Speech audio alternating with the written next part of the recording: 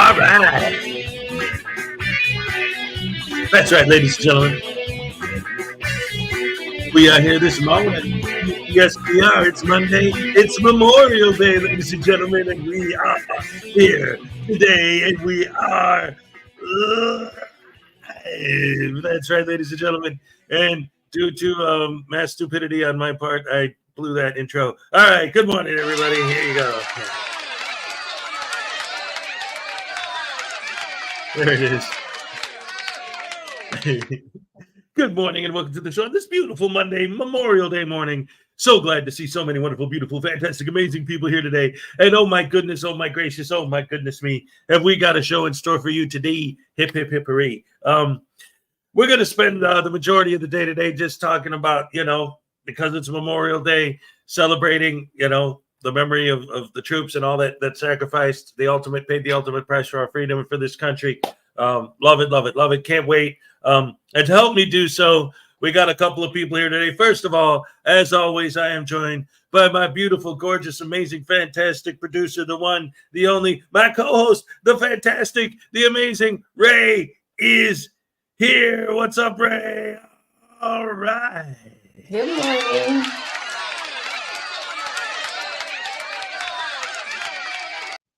And did you know we have a guest today? I do. That's right, ladies and gentlemen, the one and only people, Mr. Parsons, David E. Parsons is also here. Good morning, David. How are you today? Good morning. How are you doing? How's everybody? All right. Everybody doing okay? Hi, Ray. How you doing? Good. How are you? I'm good. I'm a little aggravated. I couldn't find the power supply for my laptop this morning, so I'm kind of having to wing it. That's okay. Oh, no. Well, hook up those puppies to a machine or something. I thought about it. Like They've got enough energy this morning. They went in and woke my wife up, and she was not happy because she has today off. So what can I tell you? Also, I don't know if we're going to get any guest appearances from the kids, but since they're off of school today, they're here. But anyway, they're sleeping right now.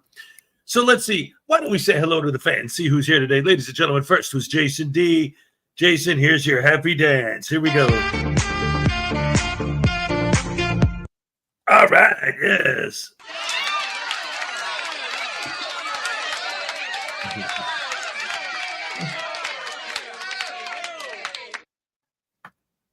You want to say hello to number 2, Ray? Hey, Highway Star. Highway Star. Yeah. Oh, Greg's going to get you. Oh, yeah. We see they were already arguing over who's going to be in first, but Jason made it. And then, of course, I think we need to get a I think we need to get a referee for this first number 1 thing. I mean, there's some stuff going on here that's questionable. Australians have a definitive advantage. It's like 6 at night where they are, or 9 o'clock at night where they are. They probably already have their bin up on all set up and ready to go. Just click as soon as they get it. Yep. They keep refreshing. Like, okay, I'll get it. Right. Yeah, there it is. My tiny Chihuahua life is here.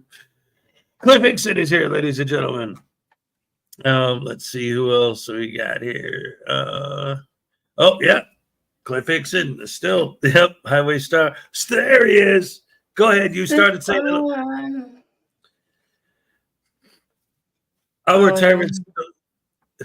Our tyrants don't provide a hero today. Okay. What? I thought Canada had a Memorial Day. I thought it was not the same one as ours. Or I'm thinking of Thanksgiving. Never mind. That's right. Well, yeah, but they get Boxing Day. So yeah, that's right. Anyway, welcome to the show, Stefan. Oh, and of course, ladies and gentlemen, the one and only P. Barnes II. hello. Hey, P. Barnes. What's up? Great to have you here. Let's see who else is here today. Let me scroll for a minute and see if I can find out. Lucky laptop to be an alien. His Alpha Centauri passport was seized. That's awesome.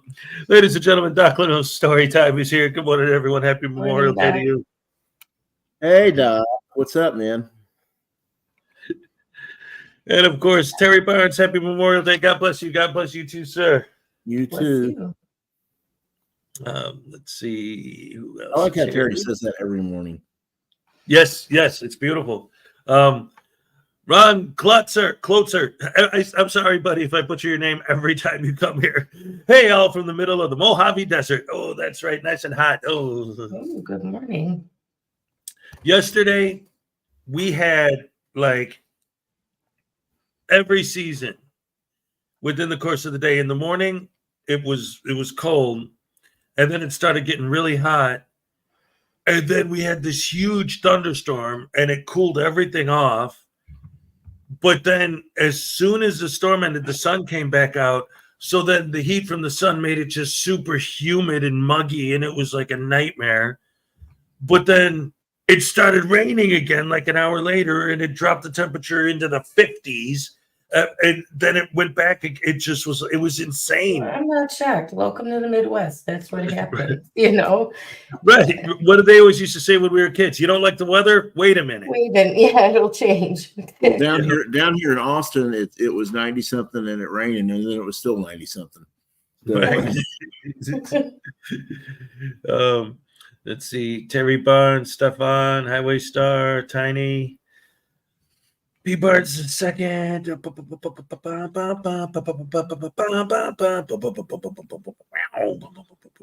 Oh, you know what? Never mind.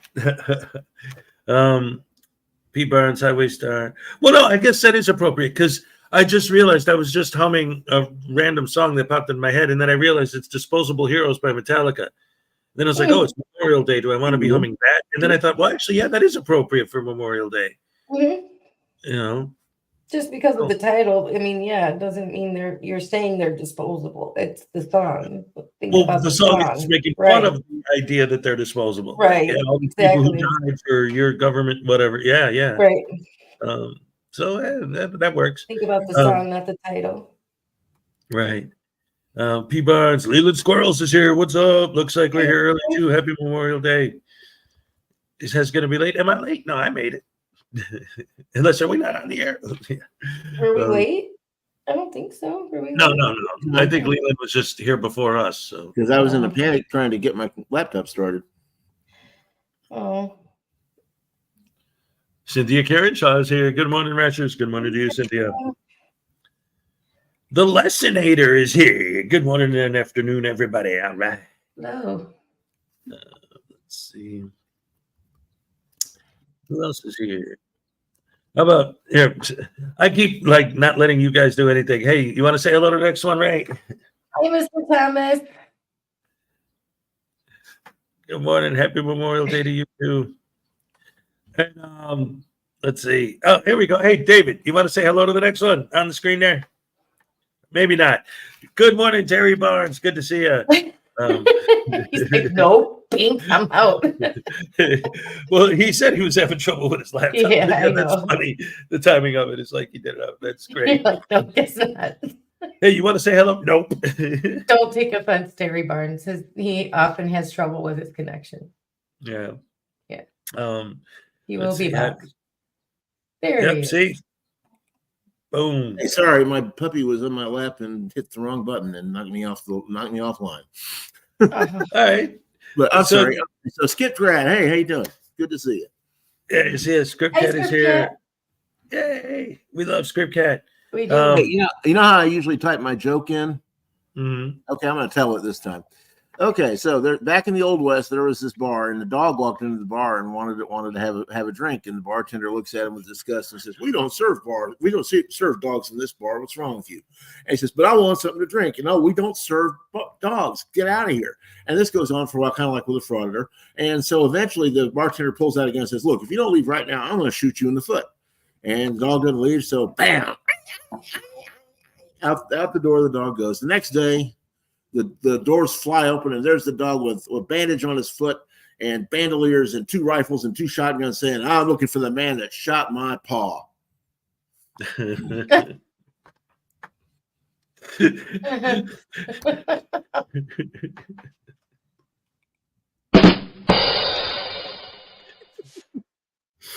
All right. Yes. I love dad jokes, ladies and gentlemen. That's great stuff. Shot my paw. Highway Star, Terry Barnes, Tiny Chihuahua, Leland Squirrel, Stock Lanu, Jason D, Script Cat. Let's see who else. Greg Napitt is here. What's up, Greg? Great to see you. Hi, Greg. Great. Hi, Greg. He said good morning to me, not you. Good morning, Greg. Hey, Greg, how you doing, man? All right. Let's see. Andrew Forrest. Oh, well, here, another one. Go ahead. Good morning, Andrew. Let's see. Hey, Greg Jonick's missing today. Oh, what? Yeah. Where is Greg Jonick? Does that mean next time we see him, I'm going to have to, like, I don't know. Does that mean next time he's going to be first twice? Yeah, there you go. Maybe that's why he saw he wasn't first and said, "Ah, screw it." So say hello. I did. Good morning, Andrew. Oh, No, I it's the didn't. second time. But that's okay. I can say good morning twice. Good morning. Yes. 3 times. Good morning. 3 times a Good charm. morning. What a What wonderful day it is. Good morning. What movie Good is that from? morning to you. What movie is that from? I don't know. For some reason, I want to think Disney. No, I thought it was. It's not. It's a musical. Good morning, good Music Man, right? Oh, that sounds about right. Yeah. Okay. I gotta look it up. Hang on, I don't know. Hey, who's this guy? Let's see. David E. People. Yes, good morning. My Good tiny morning. Chihuahua life. Oh, Singing in the Rain. I'm sorry, it was Singing in the Rain. Ah, that makes much more sense. I'm singing in the rain. Just sing. Hugs to you, my It friend. was Gene Kelly. That's right. Good morning, Lisa. I used to love that movie so much and that song, me and then Clockwork Orange ruined it for me. Yeah, me too. I know, Doc. It's people. Lisa Alcazar, what's up? What was I? Oh yeah. Lisa. You're saying good morning to Lisa. Yes. Thank you so much. Sorry, I started getting into the conversation and I got Sorry, distracted. Lisa. These two. I mean, come on. It's men. What do you want? Ladies and gentlemen, look who's here. Good morning, NCR News Network. Good to see you. Good morning. Oh, I'm impressed. Wow, you're getting some highfalutin people here. This is amazing. Oh yeah.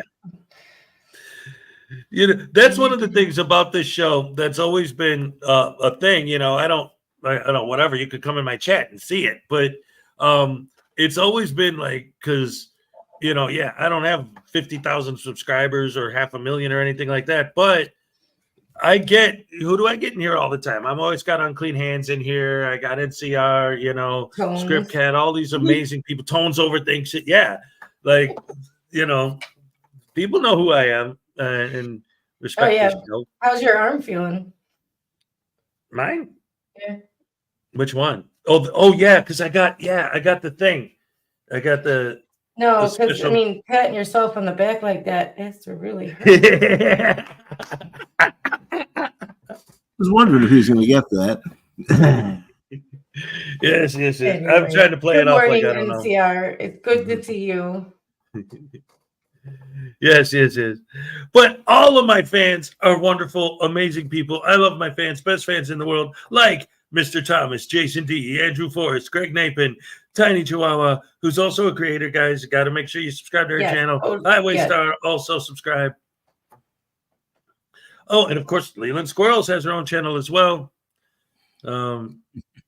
If Chuck Norris hit the gym, he'd leave behind a parking lot. Yep. Yeah, Chuck Norris does not do push-ups. He does earth downs. Yeah. Oh, no, here come the Chuck Norris jokes. Hey, Rube. Good morning. Morning, Rube. From the left coast. Yeah. Left coasters rock.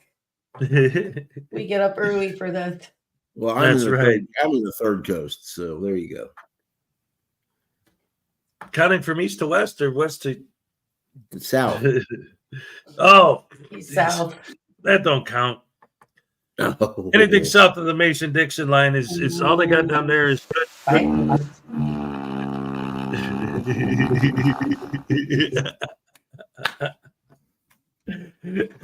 Sorry, I didn't mean to cause controversy. I was just trying to be silly. All right.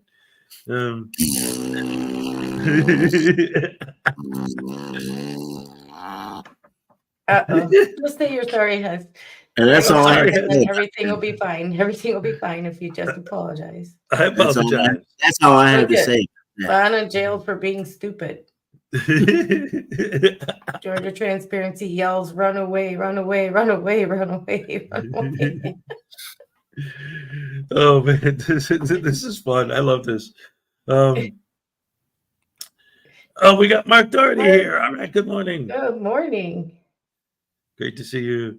Highway Star, P. Barnes. And I think with that, we are caught up. Yes, ladies and gentlemen, hello, welcome to the show. You're the best fans in the world. You know it. I love you guys. Absolutely. And we're here, of course, to celebrate Memorial Day by, of course, telling stories. Oh wait, Peabods David, you got my cat scratched with that vocal cord. Scared with that vocal cord. Scared, yeah. The cat scratch fever. Cat scared fever. Oh my goodness. So anyway, David, since you're the guest, in case anyone watching right now isn't completely familiar with you, what you're doing, and introduce yourself to everybody. Okay, well, what do you want to know exactly? I guess let's see. What do you? I guess in relation to today, I'm a Coast Guard veteran, and so that's one reason I guess I'm on. And I live in Austin, and I teach school. I teach at the disciplinary campus of one of our major districts down here.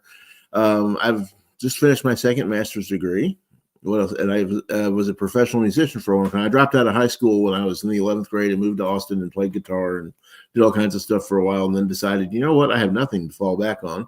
So I decided to join the Coast Guard. And after I got out of the Coast Guard, the last month I was in, my skipper called me up to the main. I was stationed in Galveston at the group. If you ever go to Galveston and you ride the ferry, the Coast Guard base on your right as you leave the ferry to go over to the Point Boulevard, is that's the Coast Guard base I was at. But he called me in and told me, all right, persons, you have a different job for the next week. See that stack of books? I said, yes.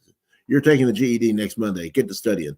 I said, yes, sir. Okay, if you say so. And I did that and took the GED, and he rushed the score back. And I walked in thinking, oh boy, here we go. I'm going to get the score. And I did real well. And so he points to another set of books and says, now, see that stack of books? I said, yes, sir. You're taking the SAT in 2 weeks. Get to work.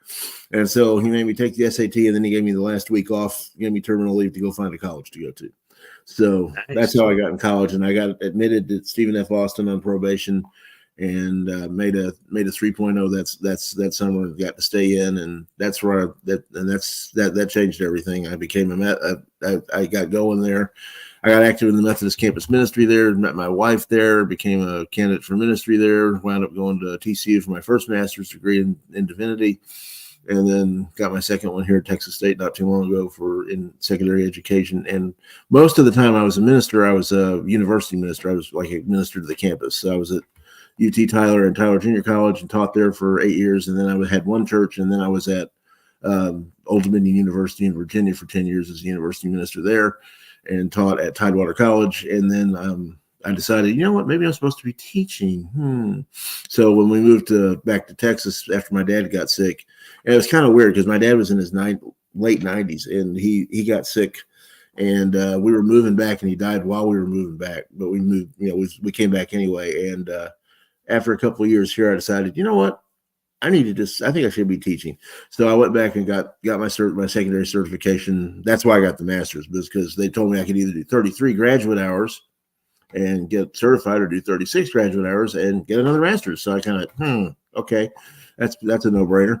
So that's what I did. Right. And I've been teaching in the public schools for 12 years now, I guess. So that's what I'm doing. And I also do other stuff, but that's okay. I don't really have a channel per se. I just kind of hang out on other people's channels. I have my music on my channel.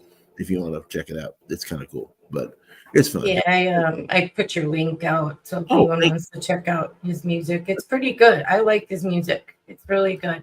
So, and I've been married. Just giving it a listen. Oh, thank you. Yeah, it's thanks. It's just I do it for fun. Any musician who gets into it needs to have two things: needs to be doing it for fun and not to become famous, because you probably won't. And two, you need to have some kind of backup so you can, eat. It's often, and a lot of people who don't get quote famous, you always think about Neil Diamond or somebody, but a lot of people, especially right here in Austin, are regional acts that they play in the area. They make great money. They have a great life. They do make a great income. They're not world famous or anything, but they can make music and they make a living at it. They do really well. So it's you don't have to become famous to be a good musician. And my wife's looking at me, so I should say this. I've been married 37 years in about 3 weeks. So nice. Congratulations. And maybe there's a video we could show a little later. It tells another part of my story. I almost died 2 years ago. I had a birth defect I didn't know about, and I started. I guess it was April of 2022. I started gaining a ton of weight for no apparent reason, and finally, my wife dragged me to the hospital. It made me get it, and I was in 15 days. It turned out I had what's called aortic stenosis. It can be something that develops, or it can be a birth defect. Mine was a birth defect, and they worked on it and said, okay, we think we can handle this with medicine. I lost like 15, 20 pounds in the hospital, and then they sent me home, and I was coming back from my first trip to the cardiologist about, I guess it was 3 days later, and we were a block and a half from the ER in Taylor, which is the little town I actually live in, which is just outside of Austin. And my wife looked over at me. Thank God she was driving. My wife looked over at me, and my heart had stopped. I wasn't breathing. I was turning blue. I was just dying right there. And she had the presence of mind. Instead of doing CPR, she just hauled into the ER parking lot and started screaming for help. And they came out and got me and worked on me for about an hour.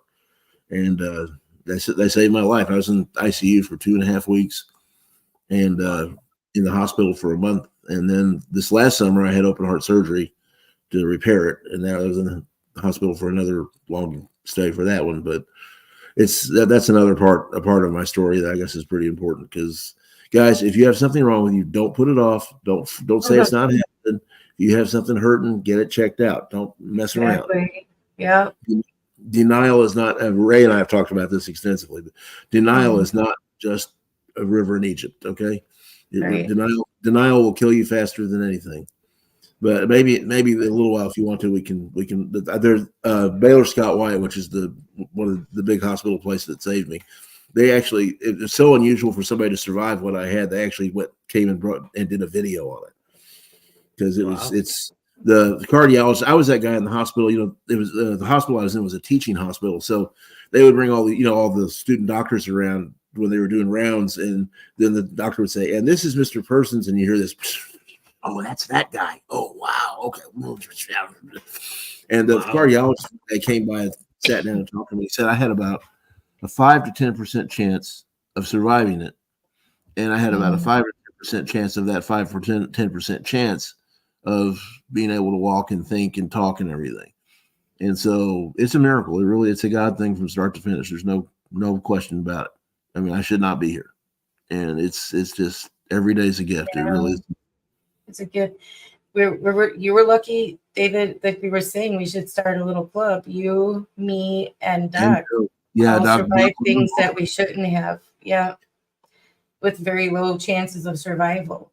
All three of us survived it. And so, we're going to start the lucky to be alive. I mean, no, lucky's not the right word. The blessed to be alive. There you go. Grateful to be alive. Grateful to be alive. There you go. Right. I like that. Yeah. But anyway, that's probably more than you wanted, but you got it. Right.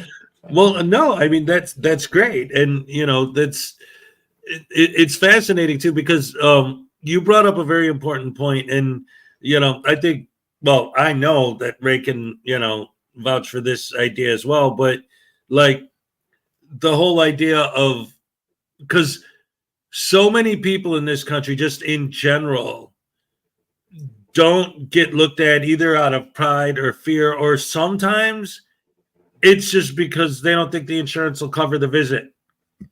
Yeah, and they don't go when they should. Insurance.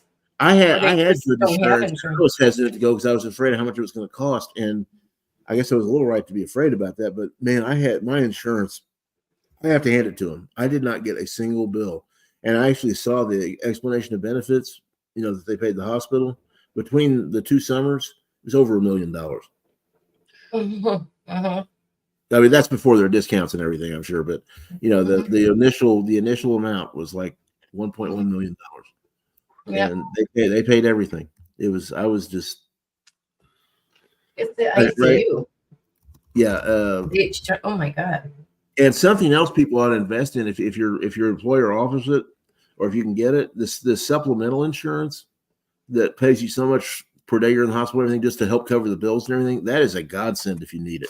If you don't need it, you pay a little bit extra for it, and it's an investment. But if you need it, man, it is really great to have, because that really saved our bacon a couple of times. Yeah, I was told about that when I went to the hospital this time. Hey, Ray, I put a link in the chat. That's that video I was telling you about what happened to me. You might want to, if you guys want to watch it. All right, I'll download that. But anyway, we should start that club, because it's, you know, somebody, you know, it's like somebody's looking out for you. You know what I mean? Like, Yeah, absolutely. yeah. So I'm grateful anyway. And every morning now, when I got up in the mornings before, I was like, oh, I got to get up. Now it's like, hey, I get to get up. I mean, it really does change your attitude about life. It really does.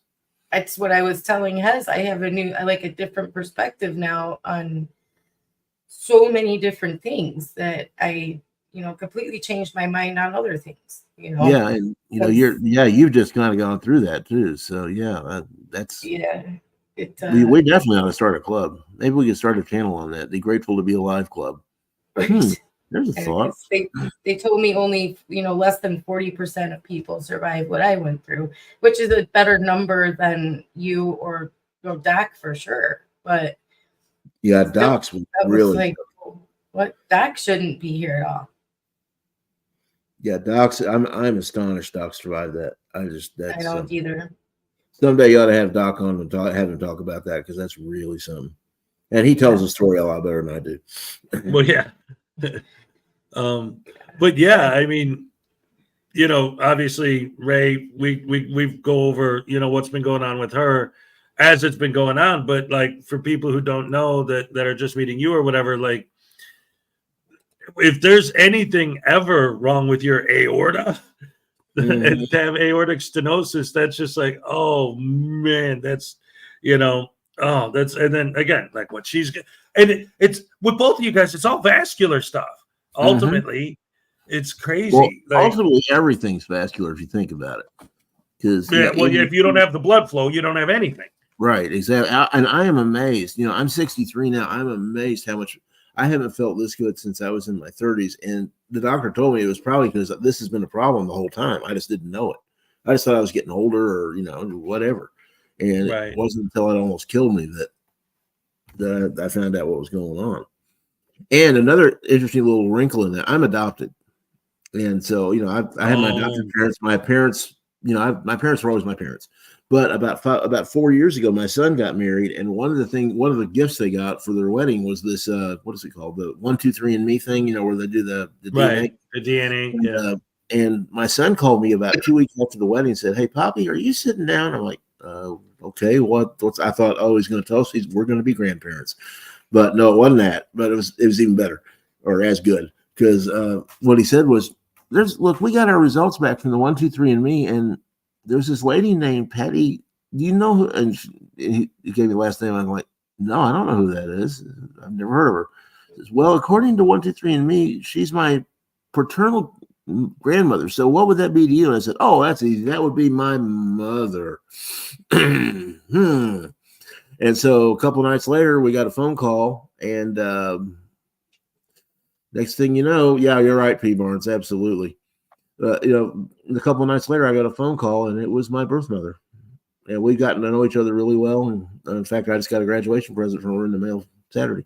But we talk all the time, and it's really cool. It's like having a whole nother part. And I found out I have a sister that I didn't know about, and a niece and nephew I didn't know about, a brother-in-law, and a couple of aunts I didn't know about. It's really cool. But the whole point of that story being, I found out that that I had 4 aunts and 5 uncles, and my mom. There were 10 kids. All 5 of my uncles had the same thing. All of them died of it. And so, you know, I know where I got it. So I wonder if I should do that, Hez. I wonder if I should get that 23andMe or whatever it's called and do it. Oh, I thought about doing it and to find my dad, but I mean, you know, that was never an issue with me. My adopted sister, has been looking for years, and I don't think she ever found hers. But no, go ahead. I'll tell you what. For me, it was because my brother's wife, my sister, and I always call her my sister, but she's my sister-in-law or whatever. But she was adopted, and to me, it's not even. I mean, you know, it depends on what your opinion is. But Florida Jim, I'm not staying. Just stop by to say hi. The beach life is calling. All right, Florida Jim, thanks for coming to visit. Okay, wave Memorial Day. for me. Have a good time. But anyway, like, even if it's not about trying to find your birth parents just to find them. And the reason why I brought up my sister-in-law is because she was adopted and she had so many health problems that it wasn't until she found out what her family history was, which you don't have necessarily when you're adopted or when you're whatever, you know what I mean? Well, Like, they do that a lot more now, but they don't. Back then they didn't. Yeah. Well, right.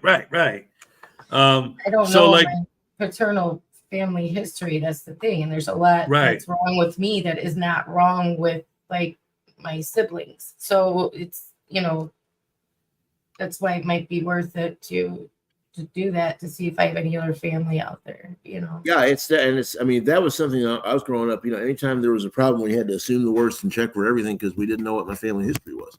And, you know, it's handy to know a little bit of it. And my mother also has some heart problems. So we know where it came from. But now it's a whole lot healthier than, you know, hey, cheeky monkey. But, you know, it's amazing when you get it fixed. It's just amazing. After they told me it would take about 5 months to recover from the open heart surgery, and they were right. And after about 6 month period, which was just a couple months ago, I started feeling so much better. It's just amazing. I got energy. I actually can, you know, stay. I'm sure that you did a lot of things to improve your health too. Like you're probably exercising, eating better, you know. Well, that was the extent of it. I never drank. I never smoked. Well, I didn't say that. I should say I never drank. I stopped drinking in '82, and I've never smoked. My old man caught me when I was 14 with a carton of cigarettes and marched me out to the backyard and made me smoke every single one of them in a row. And to this day, if I get around cigarettes, I start getting nauseous. It worked. We all went through that, where we had to smoke the whole entire like pack or carton or whatever. I know I did, and I was so sick. Oh my God. Yeah, it was. It worked. It definitely worked. But I just did not for me. I was tired of drinking and stopped. And I haven't had a drink since '82, I guess it is. But you know, so that part wasn't an issue. But yeah, the eating was an issue, and that's something that people who don't drink and smoke and do all that other stuff, eating tends to be our vice. You're right. But I'm slowly closing in on 100 pounds. I've got about 17 to go, I think 19 to go. Oh, wow. Well, congratulations. That's good. That's great. I'm going to have a party. To lose weight. It is hard to lose weight. I'm telling you, it's very difficult. So that's great. You can do it. Just do it a little bit at a time and don't get gimmicky. Just eat less and exercise. That's the trick. All these gimmicks, once you stop the gimmicks, then you're right back to where you started. Yeah, see, that's what I was telling Hez. Forget the gimmicks. Forget the gimmicks. Just it's calories in, calories out. You know. Yeah. And stay away from fried stuff and stuff that'll gum up your vascular system. But yeah. Right, and learn how to read labels. You know what I mean? That's it. You know, read the labels, calories in, calories out, move more. That's all. Move more. Move your body more. We're meant to move. You know what I mean? We're not meant to be sedentary, and I'm probably and being sedentary is kind of a trap because the more sedentary you are, the more you want to be sedentary, and then the more you want to be sedentary, the more sedentary you are, the worse it gets. Yeah, you're right. You got to do something, even if it's just like walking at lunchtime or something. Yeah, I mean, I'm not very good at walking, so I do like these chair exercises that they have. You know, you can do chair aerobics, you can do chair yoga. I mean, there's so many things out there for people that are even disabled. So there's no excuse. You know what I mean, for anybody. So I know it's very hard to lose weight, though, very hard. So that you should be very proud of yourself. Well, part of it was the surgery, but I'm trying. Well, yeah, but I mean, and that's one of the things. Has lost a lot of weight. I mean, if you look at Hez now compared to I was gonna say that was Hez's. You can tell definitely. Yeah, it was funny too because like I don't like weigh myself all the time, and you know I look at myself and I know I'm a big guy, you know, and I always did. But what was it? Maybe like a month ago or two, we were watching some of my old videos, and you were like, Hez, look at yourself in that video. Do you realize how much weight you lost? And I'm watching the video. I'm like, holy crap. Yeah. Damn. Like, wow. Well, that's the thing. You see yourself every day in the mirror and everything. You don't realize how how you're losing. And then someone who hasn't seen you for a while goes, oh, wow, what happened to you? You know, Yep. so it's. But there's I put the link to that video about what happened to me if you want to watch it in the chat there in the private Sure, chat. why not? Let's see what P. Barnes said here. Okay, P. Barnes said something about maybe he lost weight here. Way to go, Pete Barnes. Good deal. Cut out the naughty food. Yeah, that's a very good idea, Myself once actually. a week. Yeah. That's the thing too. Is people think they can't have like anything bad, and if you do that, then you're just gonna binge that bad food. So you should always, at least give yourself some leeway with that. Yeah, what I do, I allow myself one Kentucky Fried Chicken original chicken breast a week. There you go. And so then I have that, and everything's fine, and then I go back to eating healthy. Yep. And you can have sweets and stuff. You just gotta be like Ray said, calories in, calories out, and make sure it's not fried or something that's going to mess up your circulatory system or cause cancer, and you're all right. Yeah. And most of that is processed foods. If you just stay away from processed foods, you're fine. The more steps it takes to get to your plate, the more processed it is. So, Exactly. That's what you got to worry about. Like if it's boxed, it's probably really, really bad for you. Just put it that way. Yeah, we have a bunch of stores down here in Texas called HEB, which stands for the guy's initials. The guy who started the store's name was Harold Butts, but if you do his initials, it was Harry E. Butts. So they went with HEB instead. But they have these things called meal simples, and they're this. I mean, it's healthy. It tells you the calories and everything, and they're great because they're unprocessed. They're fresh. They throw them out there and go, and it's really good. But find something like that, and it can really help. You want to know how many calories you're getting and what you're getting in your calories. Stay away from salt, that kind of thing too. Yeah. Good morning, King Stu. Good morning. Good to see you. Good morning, Your Majesty. Chef. M.A. We have to refer to King Stu as His Majesty. Do we have to refer to King Stu as His Majesty? King Stu. Oh, okay. If he wants, I will. Anyway, if you want to watch that, that's cool. Whatever you want to do. Sorry, guys. But we'll show. No, all right. Well, wait, real quick. Say what you said about King Stu again. Your Majesty. Okay. Methodist Memorial Day. Feels weird saying Happy Memorial Day. Happy Memorial Day. Yes. It's What it stands for. It feels it's Memorial. Yeah, it's not a happy, but Memorial Day in the neighborhood. You be mine. Do you have any family that was military or served or anything? My dad was in World War II. Yeah, my dad served the Pacific in World War II. Oh, okay. He was a plane mechanic. Oh, he was a plane mechanic. That's interesting. Yeah. Now, when he came home, did he continue that career or did he do something different? No, he did something else. Oh, he was actually in before Pearl Harbor. He was at Fort Jackson doing his A school training when Pearl Harbor happened. It's kind of weird. My cousin was actually born on Pearl Harbor Day. Oh. My sister and I are kind of in between. We have a bunch of cousins that are 20 years older than us. We have a bunch of cousins that are 20 years younger than us.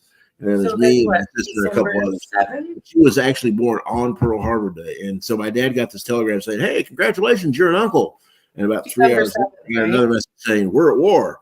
So it was a weird day, I'm sure. But he was already in, and he was a sergeant. I think he was a sergeant when the war broke out and volunteered to go to the Pacific. And then he was in the First Army Band, played clarinet in the First Army Band for a lot of it too. He got transferred back and played. I forgot where were they based? Fort Sill, I think it was. But they were the band that went around all over the country and played for people and everything. So he had an interesting Army career. But he was a plane mechanic, and then he wanted to do music and put in a request, and they approved it, and he had to audition, I think, if I remember right. And then he started playing clarinet in the First Army Band. So anyway. Oh well, anyway, that's that story. Good morning, yeah, he was Terminator. I'm sorry? Yeah, okay. Well, yeah, my dad was Army. Oh, okay. In Vietnam. So yeah, he was very strict with very, very strict. Because he got out when I was after I was born. So but yeah, he was very, very strict. because so he used to, he didn't get rid of that whole, Army rigid, because he mentality. was a drill sergeant, he was, Oh wow. yeah, so he was very much kept that whole mentality my entire life. So Every time I hear drill sergeant, I think of Arlie Ermy. You think what? Arlie, The guy Ermy, from Full Metal Jacket. Full Metal Oh. Jacket, and he Yeah. was in a bunch of other stuff. Yeah. Gunny. That's exactly what those guys are like. We had a chief in the Coast Guard that if he'd have been a little shorter, could have been Arlie Ermy. Yeah. He would do the whole, like, if it wasn't clean, he would, make you do it over and over again, like with the white glove test. I mean, he was that rigid with us, like it was just you had to bounce a quarter off your bed kind of thing when you made it, and it was just crazy.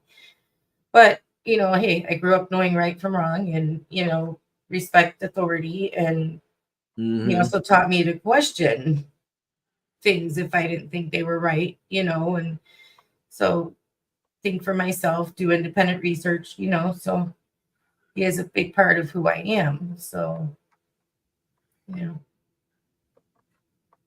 I hats off to him for that, My dad was a medic in Korea, and he was something. Well, he was stationed in Korea, but it was like in between. It was like he was there after the Korean War and before Vietnam.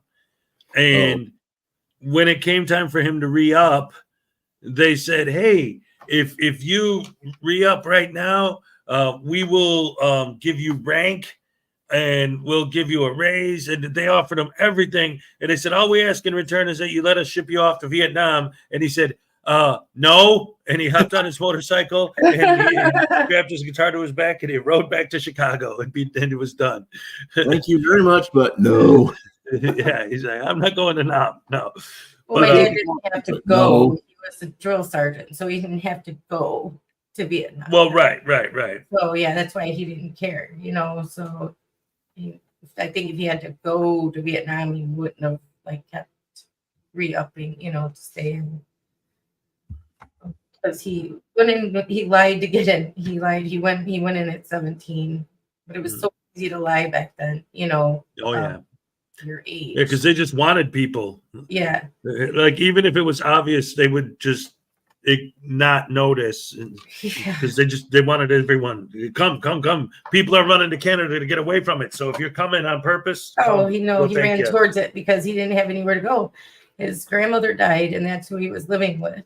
And he didn't have anywhere to go. So he's like, well, I might as well join the military. There you go. Oh, by the way, Albert Einstein sharing some wisdom with us right now. Yes. Frauditors are profoundly ignorant and arrogant. Here's the mathematical proof. That's right. Well, I'm sure if they wanted to find mathematical proof, they could. Yeah. Can't be that hard. Hats off to anybody who served or is serving, did serve. Yes. And those who gave their life for absolutely ultimate sacrifice for it. So that's it. Have you guys ever seen that video called "The Star Spangled Banners"? You've never seen it before? No, I haven't. I highly recommend it. Basically, what it is this video, like they use pictures and drawings and stuff to tell the story. I'm good with math except for geometry. Not me. I can add and subtract. That's about it. I'm such a dummy when it comes to math. Well, you know what it is to me, like math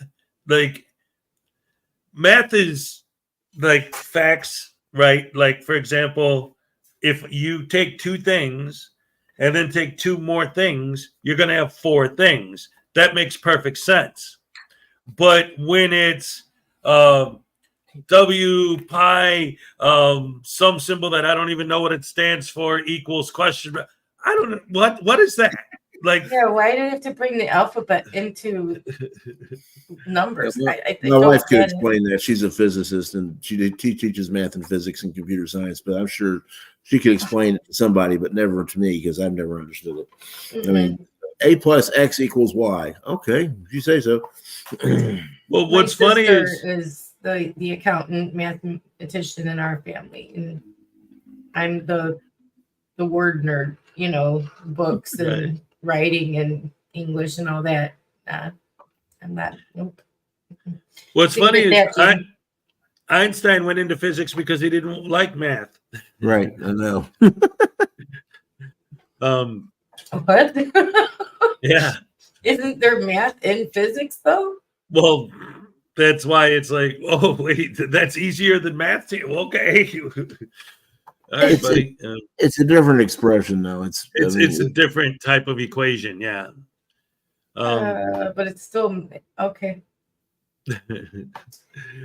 Well, that's the thing. Always Like E said all equals M. geniuses were smart. Right. Well, I have always had my theory, and again, I don't know if there's ever been any actual research on this, but my theory on genius, like actual genius, because I think that in general, people, like society in general, has a tendency to call brilliant people geniuses just because brilliant is so much higher than normal, that normal look at them and say, man, you're a genius. But I think actual, like real actual geniuses, whatever they're a genius in, whether it's math or music or art or whatever it is, science, if somebody actually is a genius, I think that there's actually something wrong with their brain, that it becomes really good at something else to make up for whatever it's lacking in. Like an So idiot. there's some research that backs that up. An idiot font. Like they're good at one, like they can for some reason play the piano without being taught. Right. You know what I mean? But they can't do in other areas they can't really do anything. You know what I mean? Have you ever heard of Kim Peek? He was a savant. It was amazing. There's some videos about him out there. He was a savant. He couldn't. I mean, he had in your brain. Your brain has a division where you have this left and right sides of your brain, right? And so the left side controls the right side of your body, and so on and so forth. He did not have that division in the calypsin. I can't say it, the calypsin part of the brain. His brain was just unified, and he couldn't really take care of himself. He couldn't dress himself, but he could play entire Mozart pieces perfectly. He could tell you what happened on what day in 1902 everywhere in the world. I mean, the guy was the classic. Look up Kim Peek, Peek, and the guy is just amazing what that guy could do. His dad took care of him his whole life, and his dad died, I think, a year before Kim Peek died. And it's really an interesting story. They never did quite, but it points out what you were saying, Hez, about the brain damage. Because there was something wrong with his brain. It enabled a whole different way of thinking. I'm sorry, Ray. I didn't mean to interrupt. No, go ahead. I'm sorry. No, go ahead. What was the name of the person? Kim Peek. Kimpeek. Okay, yeah. So I'll read about that because I like looking up stuff. I think he was from Canada, if I remember right. Yeah. But just look at Einstein. Look at him. I mean, you can tell he's just like absent-minded, like doesn't care about his appearance, doesn't, like all he thinks about is what he's doing, and you can tell he needs people around him that walking out without his pants on one day. He just literally forgot to put his pants on and was thinking about something else and walked out of the house and then realized he hadn't put his pants on. Right. So obviously he's one of those people, that doesn't, can't take care of himself, but is brilliant with the physics and the, things that he knows about.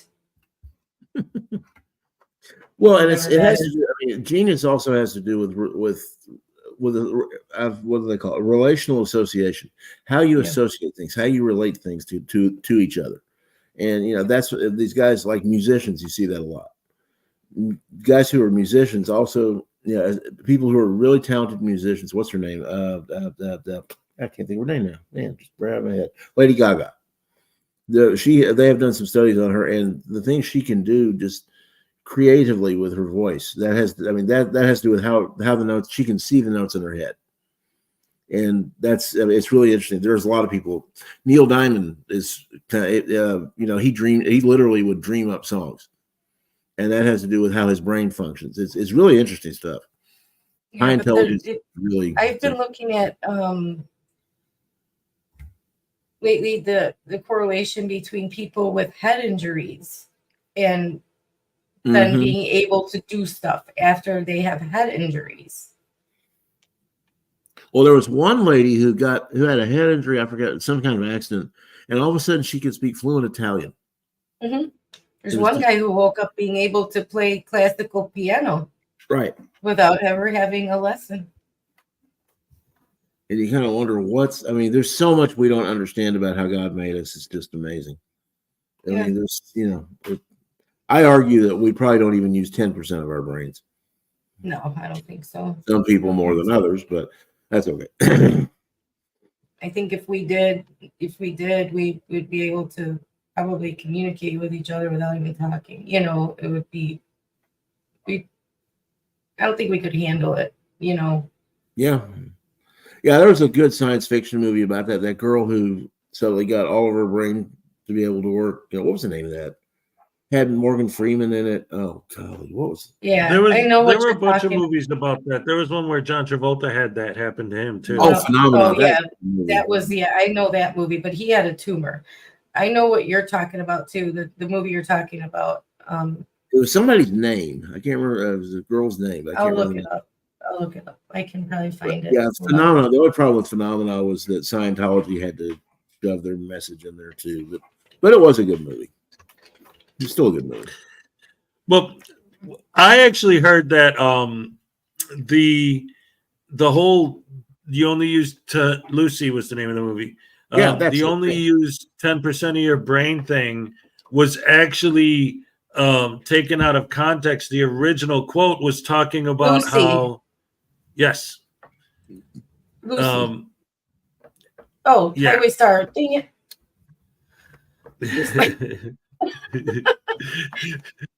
Sorry. It's Monday. It's a holiday. We're not all communicating great. Yeah, that's right. We're having fun, dagnabbit, and remembering those who gave their lives the ultimate sacrifice for our freedom and our rights. And we're expressing those right now by doing this on the air with you guys. Love you guys, best fans in the world. But anyway, yeah. So what I had heard was that that quote was actually taken out of context, and what they were talking about was how it only we only 10% of our brain is what keeps us functioning, and that it's not literally there's unlocked parts of our brain like in science fiction movies or whatever, but that's kind of a misnomer to look at it that way, that it's only 10% of it is what we need just for our basic, to keep your heart beating, to keep your lungs breathing, we actually have magic powers that are unlocked in there somewhere we didn't get to yet. It's that's movies. They really know the extent of what a human can do. Yeah, we can do. Yeah, I don't think so. It's like knowing, how do they know what food a dog prefers when they say that on a commercial? Did you ask the dog? Did it answer you? I mean, you know what I'm saying? They don't know. So I don't think they can really get into a human brain, because by the time they can study it in depth, guess it's not alive anymore. You know what I mean? Right. They have a cadaver brain. It's, how are you studying that? Yeah, the best they could do is put the electrodes on your head or whatever and ask you to do something, and then see which parts of the brain light up.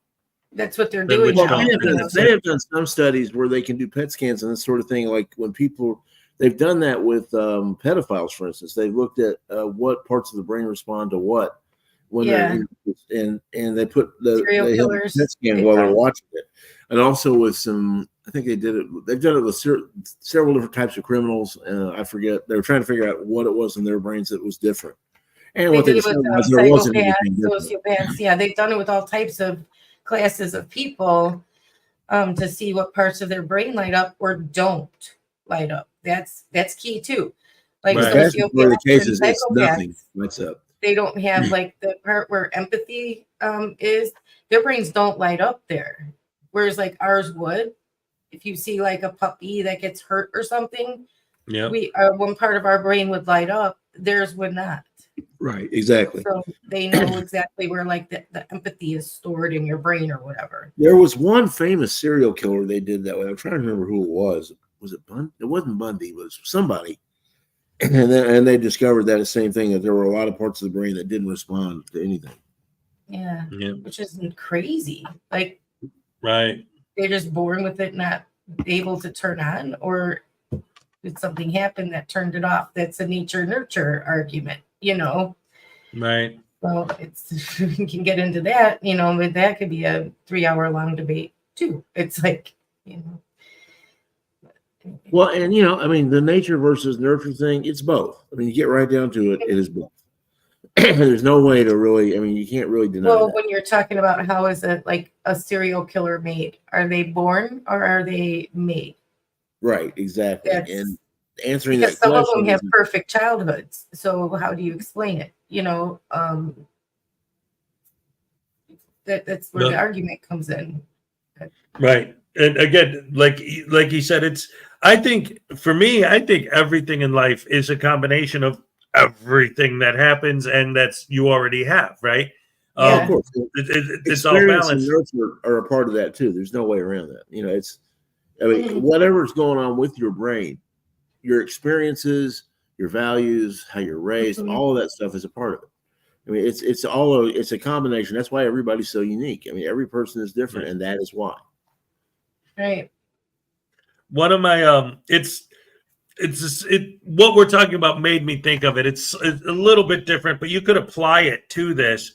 Yeah. I always looked at the idea of like at the end of Forrest Gump when he says like, is everything destiny like Lieutenant Dan says, or is it just random stuff like my mom says? And I think it's a combination of both. And I always looked at that like the example I always used would be like, for example, if your parents were alcoholics, right? Now, no matter what, you're going to have to deal with that fact someday. It's your destiny that you have to deal with the fact that your parents are alcoholics. But how you choose to deal with that is completely up to you. So you have your free choice, but it also have destiny. But how we deal. What, David? Did he lose his connection again? Oh, okay. Or maybe he muted on accident. No, he's not muted. Say it that way. But there's not that is the way. I mean, you learn that too. Part of it is internal, but a lot of it is external. You're right. Yeah. Well, yeah, I don't see the question that people ask, do you believe in fate or do you believe that things are already predestined? I don't like that question because it's hard to say. Like, who knows? You know what I mean? Like, I don't know. Does anybody really know? You know, in your life, if it's all planned out for you already, or if it's just fate, who knows? Right? I don't like that question. I don't. Yeah, and I don't think it's not really an accurate question. I'm not sure how to express it. How does one put it? Basically, I'll just put it this way.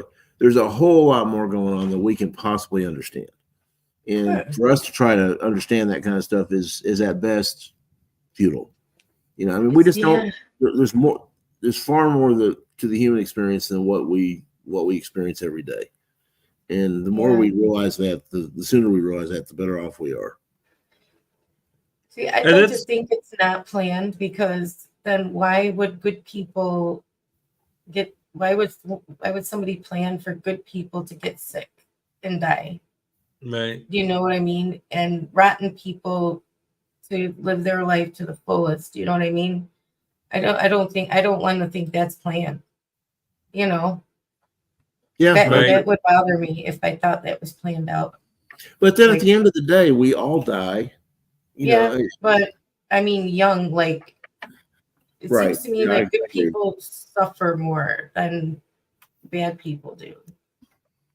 No, I hear you. You're right. That part is kind of inexplicable sometimes. Why is it that there are a lot of kids who starve to death, and then there's got these yahoos who can buy 5 cars? Right. Yeah, that's what I'm saying. I don't want to think that's planned. I don't want to think that that's somebody's plan. You know what I mean? Like, I want to believe that that's random, not planned. That would bother me if I thought that was planned. Right. We got $2 Canadian from Stefan St. German. Was Hez born a tyrant? Absolutely, positively. It was my destiny. It wasn't nurture. It was nature. Here's your evil tyrant. All right. Yes, thank you. So that was not a happy dance. That was an evil tyrant dance. Yeah, that's the evil tyrant dance, like David said. Actually, so let me say something. Let me say something what you guys are talking about, because we don't really get into this a lot. So since we brought it up, I want to put this out there because this is how I look at it.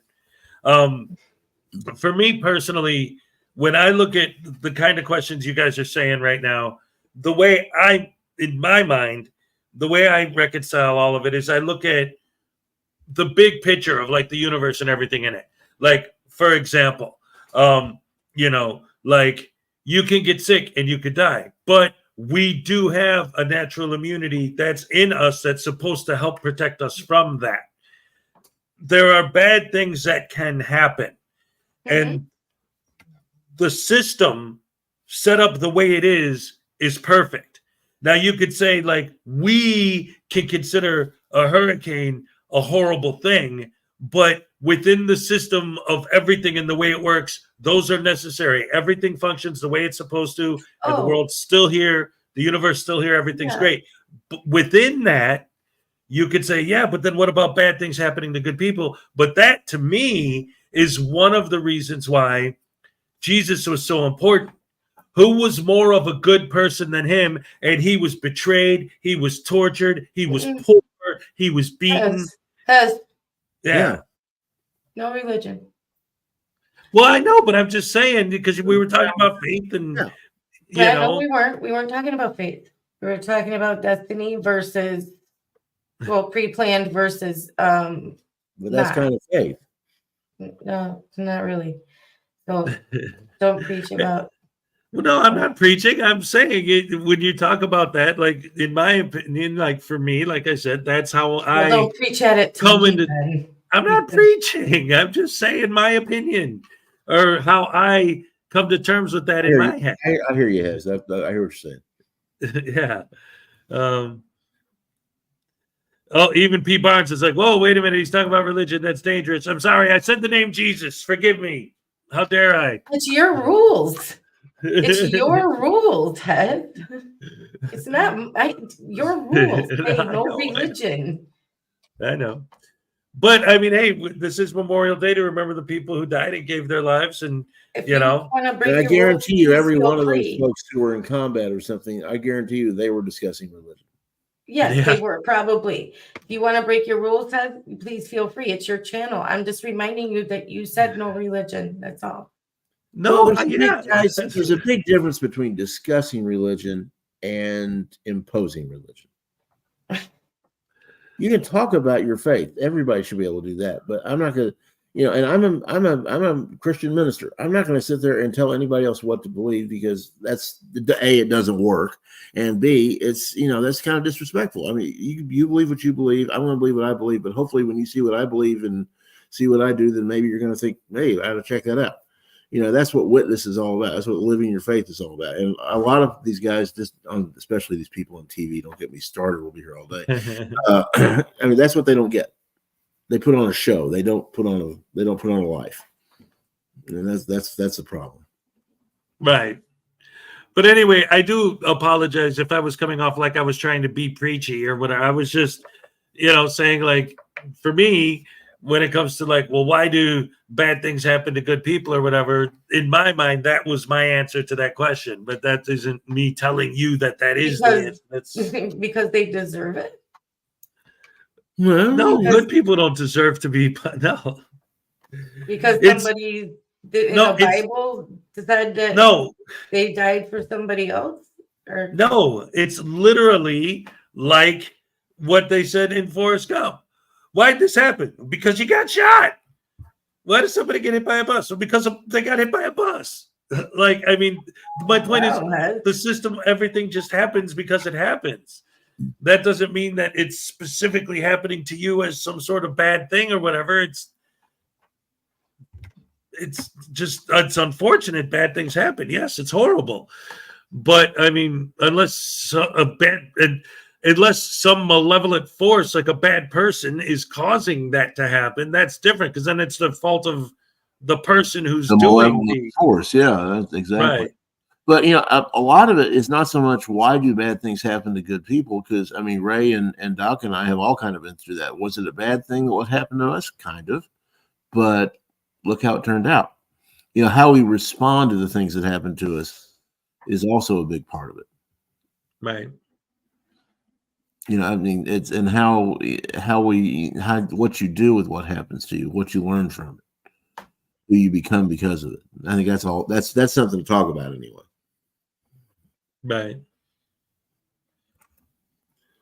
Well, that was a downer. I wasn't trying to take it there. We were just having a discussion. So, But Ray's right. I mean, it's not. We don't want to offend anybody. We don't. Right. This isn't a pulpit. Yeah. But I mean, there's a way to talk about it. It's his rules. It's not my rule. It's his rules. Not No, mine. I know. I'm not. Well, hey, upset with you or give me mad at you something or to think. anything. Hey, to give y'all something to think about, if you want to play that video, it really will. It's. How long is it? We'll play. It's about 5 minutes, 4.5 minutes. Yeah. But we'll play it on his live stream at one point, and it seemed like a lot of people got something out of it. So I don't know. You might want to, whatever you want to do. Yeah. If you want to put that on, Ray, do you have that or? Yeah, I do. Just let me get it really quick.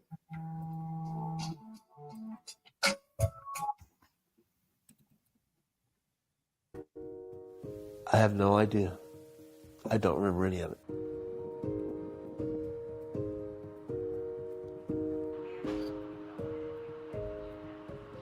When I saw him, I just knew we had to get him in the trauma room and start working on him.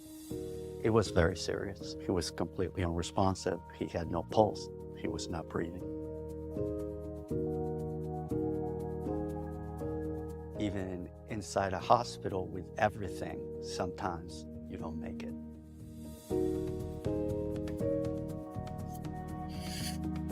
Once they leave the hospital, we don't know the status. I wanted to thank them. And I figured maybe they'd want to see a good outcome for once.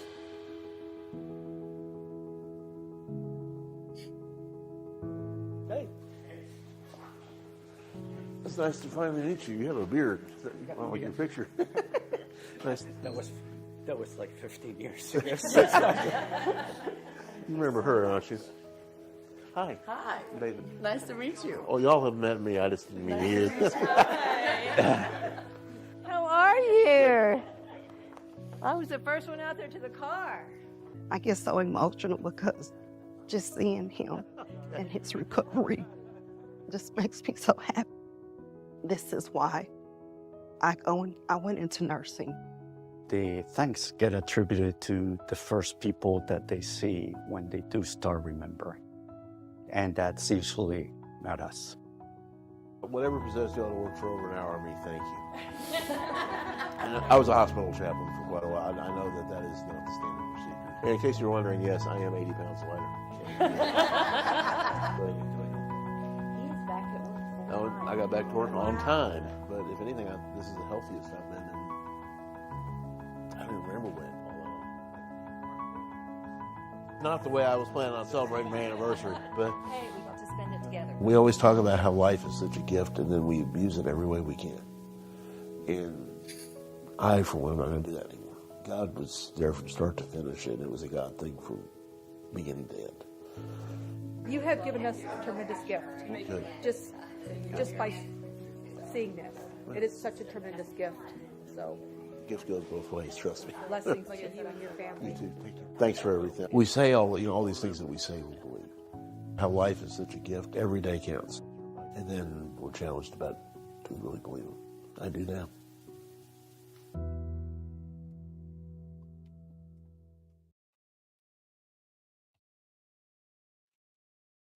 That's great.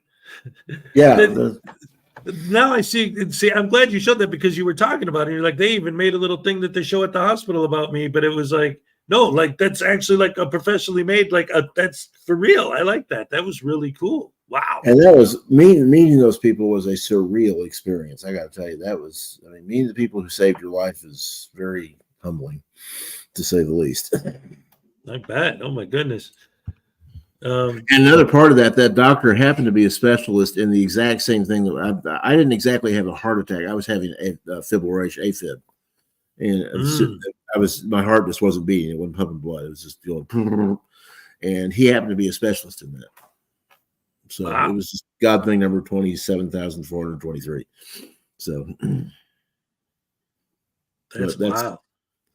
Yeah, if I start getting cocky and start thinking I did something, I go back and watch that and reminded I didn't do a thing except not die.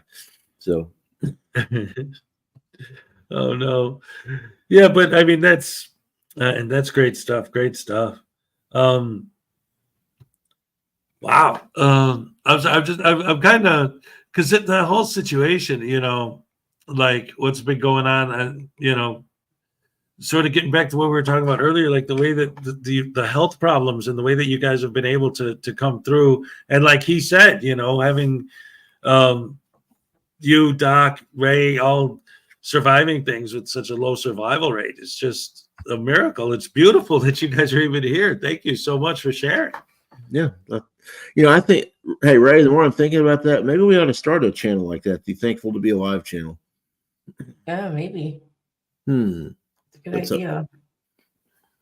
People can share their stories, you know, and stuff like that. Give them an outlet, you know. It's you know, not a lot of people want to talk about that stuff. You know what I mean? They just don't. It's hard to hear because it's deals with mortality. You know. Sorry, did I say that right? Yeah. Yes. Okay.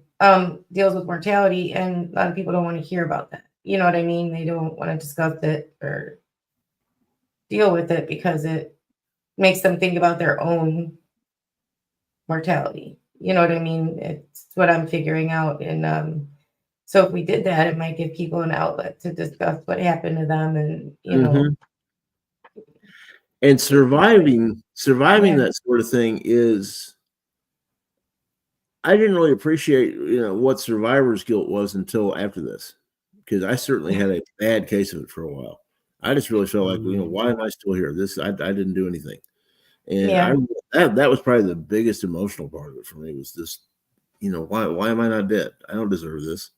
Yeah, and they sent a, you know, a counselor to my room to talk to me because she wanted to tell me kind of what I was probably going to go through.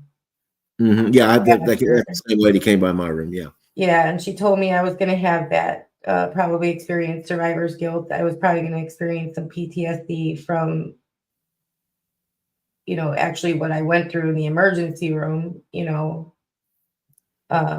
if, you know, once I started remembering, you know, and I was fortunate with that because I was unconscious for the whole thing. I don't remember. I wasn't. I don't remember. Last thing I remember was leaving the doctor's office. I sort of vaguely remember driving back, and then next thing I remember was waking up in the hospital 3 weeks later, or 2.5 weeks later. Yeah. So, in a sense, that was a real blessing that I didn't remember any of that because it was bad. The one thing that hurt, probably the most painful part of it was the fact they did CPR on me. I had like 11 broken ribs, something like that. Yeah. And that hurt worse than when I had the open heart surgery. They basically plopped my entire sternum out. It's weird. I've got the scar. I've got these two little marks at the bottom where they just literally just kind of wedged it out. That didn't hurt me. If you don't get broken ribs during CPR, they didn't do it right. So, I mean, well, they weren't worried about that. They were worried about my heart. I mean, exactly. First. And the broken ribs hurt a lot worse than the open heart surgery did. I don't know. I've never quite figured out what to do with that. Hey, Blackheart Knight is here. Hey, what's up, Blackheart? But yeah, Ray is right because in my CPR class, that's exactly what they told me too. Is that, you know, if you're doing it right, you'll probably end up breaking some ribs. You know. You And can't that's- worry about it. that's Yeah, your we can't risk. worry about it. It's about saving your life. So It's not, Yeah. it's not about being. It's not about being comfortable. Yeah. It's about getting a job done.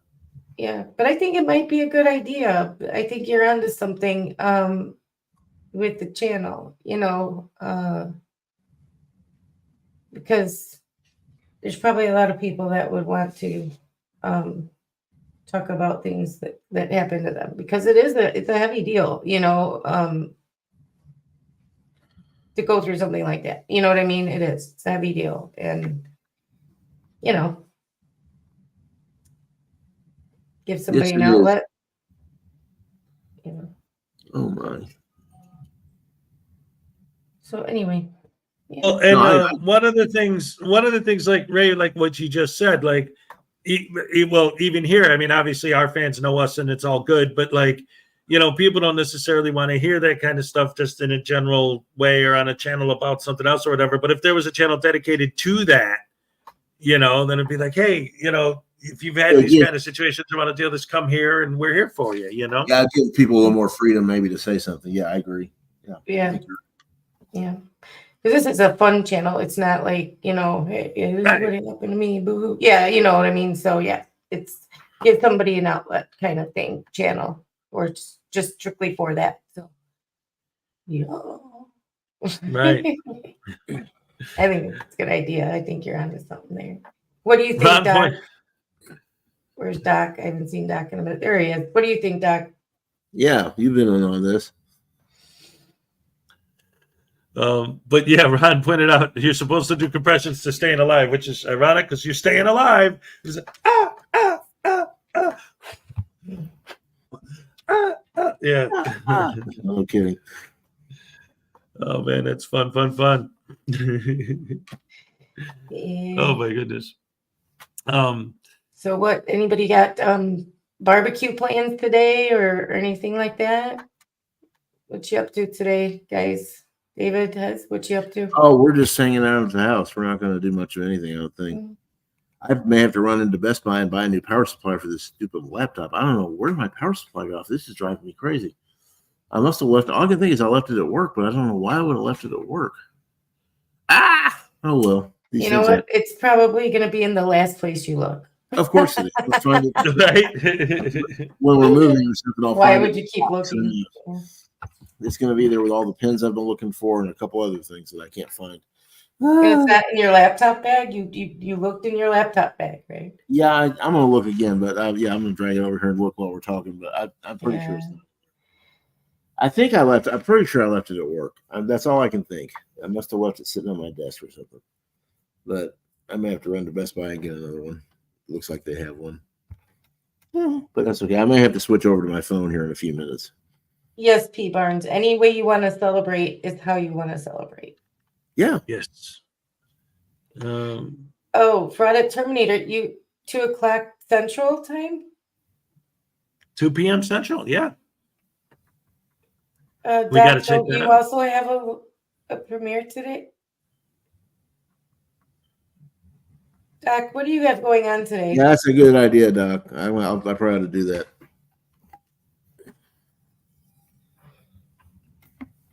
I'm confused. I thought Doc had something too today. Okay, just chilling, getting ready for the live stream Tuesday. His okay? premiere is at 4. 4. Okay. I'm like, Yeah. I'm getting all these all kind of. I need to keep a chart. Who's what time, where, and when? Dang it. Yeah. But yeah, famous Dave sweet and zesty barbecue sauce for his man. rib. Oh, That's good stuff. Yes. Part 3 of Will's Sippy Cup Shenanigans. Are you I going live found today, it. Doc? I found my power supply. It was Yay. hiding in a pocket. It was Yay! where? In a pocket in my backpack. Told him to check the bag, right? No, really cool rolling backpack for The red. last place you I'm look. still learning where the pockets are, and it was hiding in a pocket. Look at that. Yay. Give me a second. I gotta go plug my laptop in. Give me a second. Okay. Say again what? Oh, are you going to have a live stream today, Doc, or no? 4 p.m. No, he's doing a premiere at 4. Oh, a live show. Oh, I asked if he was doing a live stream today or not. I don't even know what day Okay. it is. It's Monday. That's right. yeah. No. See, I got confused too. Right. Yours is Tuesday at 11 Central, 12 p.m. Eastern. No, I'm not doing a live stream. Okay. Edward, my dad served in the Korean War on board the USS Midway. All right. Really? Oh, wow. That's cool. Wow. Yeah. That's No, I'm awesome. not singing for anybody. I can't sing. You know, one Yeah. interesting thing, I've seen some of these memes that have been out there on Facebook and some of the other places where they're talking about instead of, going out and having barbecue and doing all this stuff, donating something to a homeless vet or donating something to a Veterans Association or doing something for vets. I thought that was a pretty good idea because, this isn't Veterans Day. This is Memorial Day. It's a big Right. difference. We're celebrating the people who actually gave their lives. Right. And I mean, I'm not sure that's a cause for barbecue. Oh, so I've we always shouldn't eat. We shouldn't No, barbecue. I'm just saying it should be a time. I mean, you should celebrate and everything, sure, but think about what we're really. Well, I don't consider it celebrating. I consider it remembering. Okay, there you go. Yeah, that's just keep that. Yeah. It's important to remember that. A lot of people Yeah. get drunk and forget about it and don't, No. make it an I excuse always- for the party. Yeah, I think about my dad a lot on these days. Yeah, me too. Like Me too. it's hard not to. Yeah. Hi, Weeds Gador. Good Hey, Lord. Weeds Murder Gador, what's everyone's up? name. One thing I'm fascinated about, I'm just to tie it into frauditors a little bit, so we can, I don't know, but it seems like a lot of the frauditors are vets. Am I missing? Is that correct? Or I mean, does it just seem like that, or are a lot of a fair number of the A good frauditors? number of them are. Yeah, a good number of them are. I wonder what the appeal is. I'm just kind of trying to figure that one out. The appeal to become a frauditor, or Yeah, a veteran to become a frauditor, because you would think they would because understand. they're also felons, and Okay. they, getting a good job is they don't want the jobs that are available to them. So this is what they do. Yeah. Okay. I think it's, kind of disgusting that they would go from being a veteran who fights for this country, fights for the Constitution, fights for our freedoms, to go and then go out and do something as disgusting as being a frauditor. Mm-hmm. Yeah, and I've never. To me, that's always been kind of a weird disconnect. I've never quite been able to figure out. Right. Yeah, exactly. But I think it's all about because of the money. I don't think they really care about their service. Okay, well, that's probably fair. And a lot of people who claim to be. I mean, there's a guy now. What is his name? Ron Shirley, I think or something. Chief Shirley. He's a guy who tracks down all of these guys who claim to be Navy SEALs who aren't. And I mean, to me, that is a vicious kind of stolen valor. Because I mean, you know what you have to do to become a Navy SEAL. I could have. Oh, you have to go through a lot. A lot of them don't even make it. They ring the bell before they can. Yeah, when I was in the Coast Guard, I was in Coast Guard intelligence for part of it, and I met some of those guys. And man, those are people you do not want to get upset with you. They are tough. I mean, they're great guys, but they're also tough as nails. And it just amazes me how many people claim. I think he said for every actual Navy SEAL, there's 10 that are claiming to be a Navy SEAL, something like that. Oops. And that's just stolen valor or something.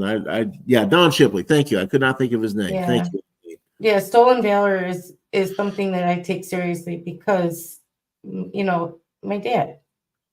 Yeah, absolutely. My dad did not go into the military. I know he didn't go fight, but he didn't go in there for somebody to then come along and lie about, Right. their service. It's not,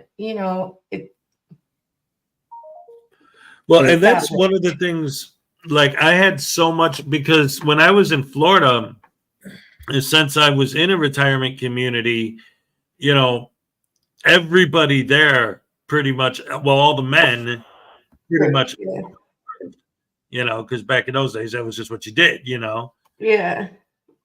Yeah. So whenever anything would come up with anyone like that, or I mean, that's We were they, so mad, right? yeah, they do not play with that kind of stuff at all. No. That's I can understand, like, I'm sure Yeah. I'm sure they like exaggerated some stories, but they didn't lie about their service. You know what I mean? right. Like, Greg Napon's got a very interesting point over there. He says, let me read this. A lot of vets get disillusioned by military service and turn anti-government as well after being bossed around so much. Some vets hate authority, and both those experiences can do that. Yeah, I that's interesting. That's a good point. Kelly says that's fraud. Okay, there's the rest of it. Yeah, and I think they have the personality that is such that they can't have. I think they just have a disrespect for authority at that point. You know what I mean? Because if you go into the military, you have to know that you're going to be bossed around most of your existence in the military. Somebody has a boss. Everybody has a boss in the military, that's going to boss them around. And it's just the way it is. So if you have a personality problem that is going to lead you to not take direction very well, then you're going to have a bad time, Yeah, it's a good point. And I can't say that I really see. I can see your point, though. I can. But I don't see how that would want them to come out here into the civilian life and then turn around and treat librarians and postal employees like crap. You know what I mean? Right. And Edward and P. Barnes both pointed out something that was my experience too. The military really turned me. Really changed my life. It got me squared away, got me responsible. I mean, it teaches you discipline. It teaches. I mean, and I guarantee if you're in boot camp, you don't necessarily want to deal with it, but you have to. And it really does. After a while, that becomes the way you live, and you learn that. And you start developing discipline and self responsibility and a lot of other things. I mean, they're both right. I know that was my experience too. It really turned my life around. Right. And I think a lot of people have that experience. Right. Well, also, it's easy to say, so many of these. It seems odd that so many frauditors served in the military, but how many of them were dishonorable? Yeah, that's something I like to look at. How many of them got dishonorable discharge or didn't make it through boot camp, pushed out? Right. I mean, they still signed up. Give them credit for that. They still signed their name on it. They still wanted to serve. You know what I mean? I'm never going to down somebody for wanting to serve. Well, right. But what my point is, though, it says a lot about their attitude or their personality type. Because he's saying, you would think someone who's in the military would come out and the last thing they would think of is how to be a professional at being disrespectful to people. You'd think the military would teach them more respect. So how could they do that? But if they were in the military and they were dishonorable, if it was dishonorable, maybe it was because they had no respect, they had no empathy, they had all these things. You've really got to do something to get a dishonorable discharge. I mean, you have to. A lot of people get told get a general discharge, and they can be upgraded later. But I mean, if you go out for a medical or anything else like that, you're going to get an honorable discharge. Right. You pretty much have to end up in the brig in there probably to get a dishonorable. I mean, unless you get court-martialed or you have some serious administrative problem, administrative adjudication, you're going to get you're going to get an honorable discharge or a general discharge or something. I mean, dishonorable, you've really got to do something. Yeah. So, I mean, I see Greg's point though. I do, but at the same time, I don't see it as an excuse to come out here and treat regular people like crap. Right. When they didn't have anything to do with your service, they didn't have anything to do with your problem with authority, or any of that. They didn't have anything to do with you being the way you are. But I think what Greg's talking about, Timothy McVeigh is a good example of. He went in the Army, and his experience, he hated the government when he came out. And there are a lot of people probably like that, especially with some of the things that have happened, recently. So, he mentions the withdrawal from Afghanistan, and I understand why we withdrew and why we did what we did. But if you're in the military and you're on the ground in Afghanistan, and you're suddenly told, "Hey, we're leaving," I could see where they would get a little ticked off. Right. We skipped the cupcake happy dance. Oh, I'm sorry.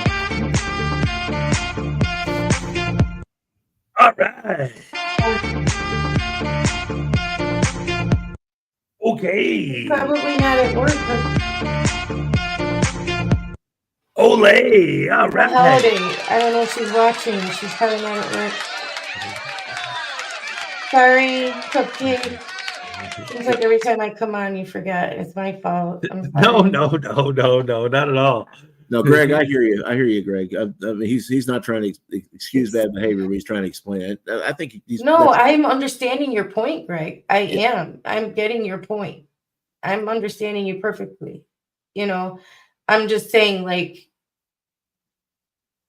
in answer to your point, I don't think they should come out and treat people like they do. If they have a problem, then get help. You know what I mean? Like, there's outlets for you, especially if you were in the military, you know, to get some help, you know. And I've always Oh, go ahead. I'm sorry. Go ahead.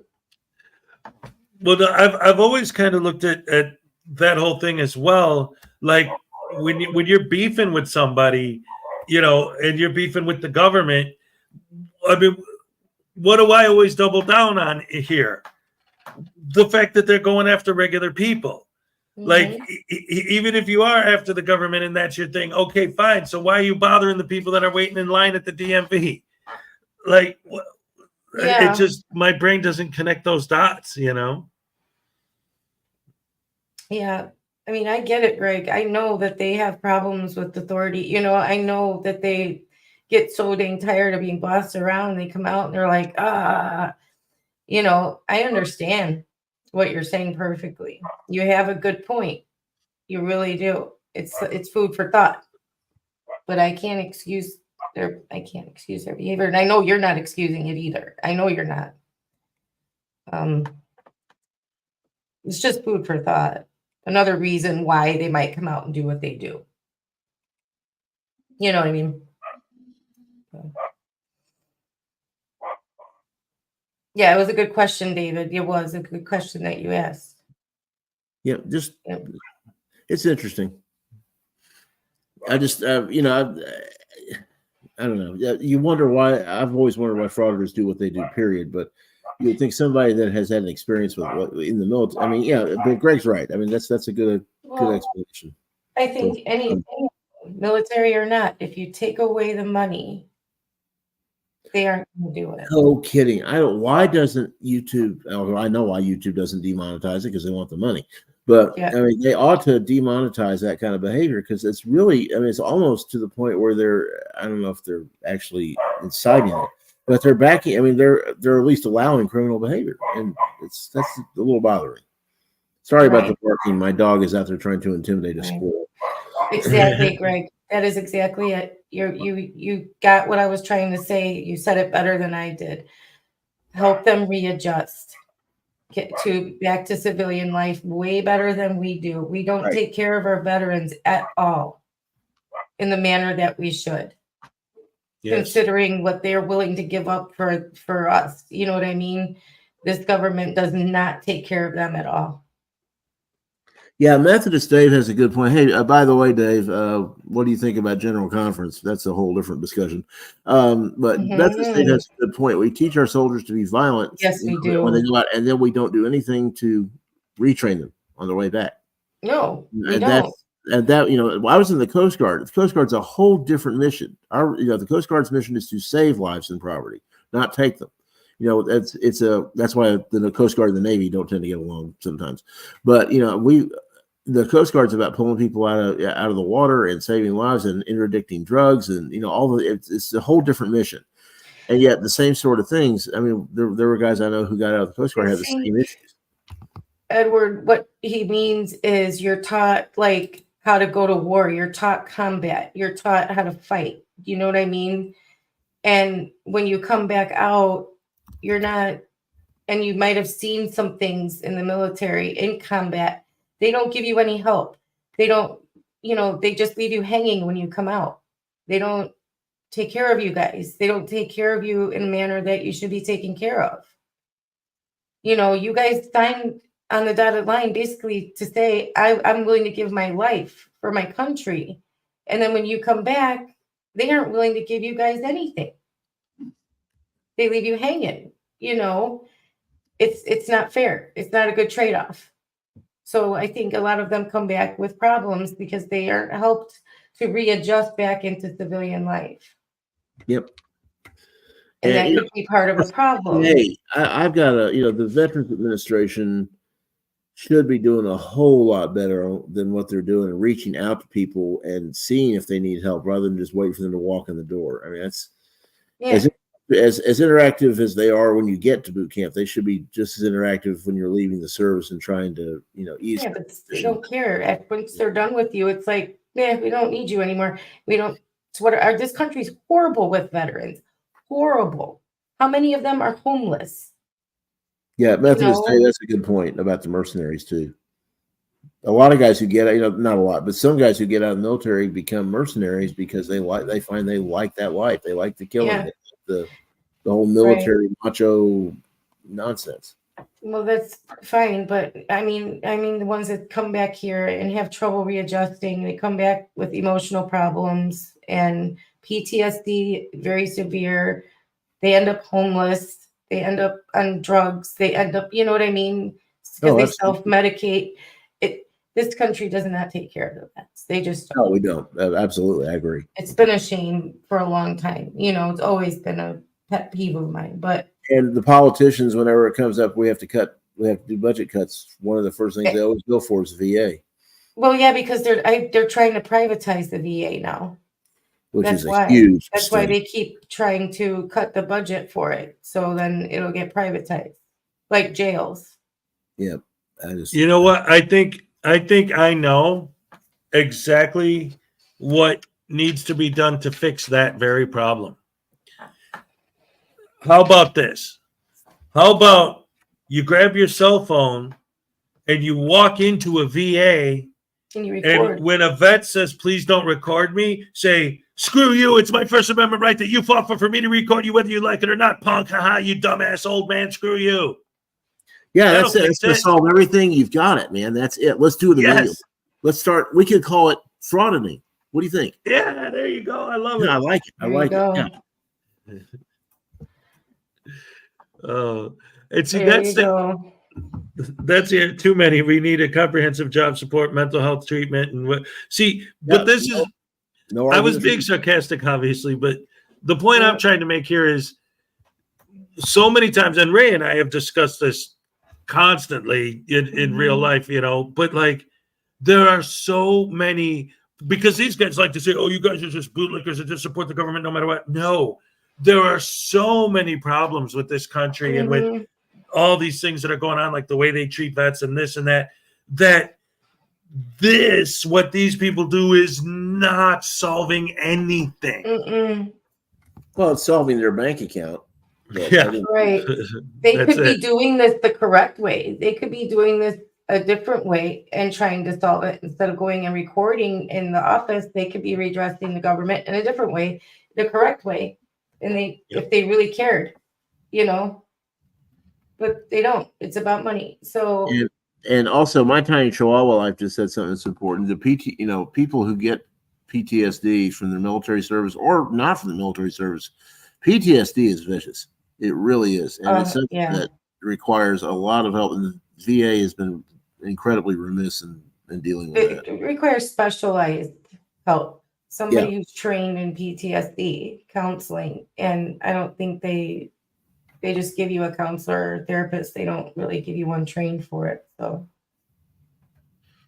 well, I mean, the VA for a lot of things. We finally pulled them from there because. Well, some of them are trained for it. And if you get one of those, you're fortunate, and that's great. But they need to all be trained for it because they have to know that's going to be a big part of what they're dealing with. But I don't know. Well, I'll tell you, I think they're really remiss in how they're treating veterans. Yeah, that's all. Yes.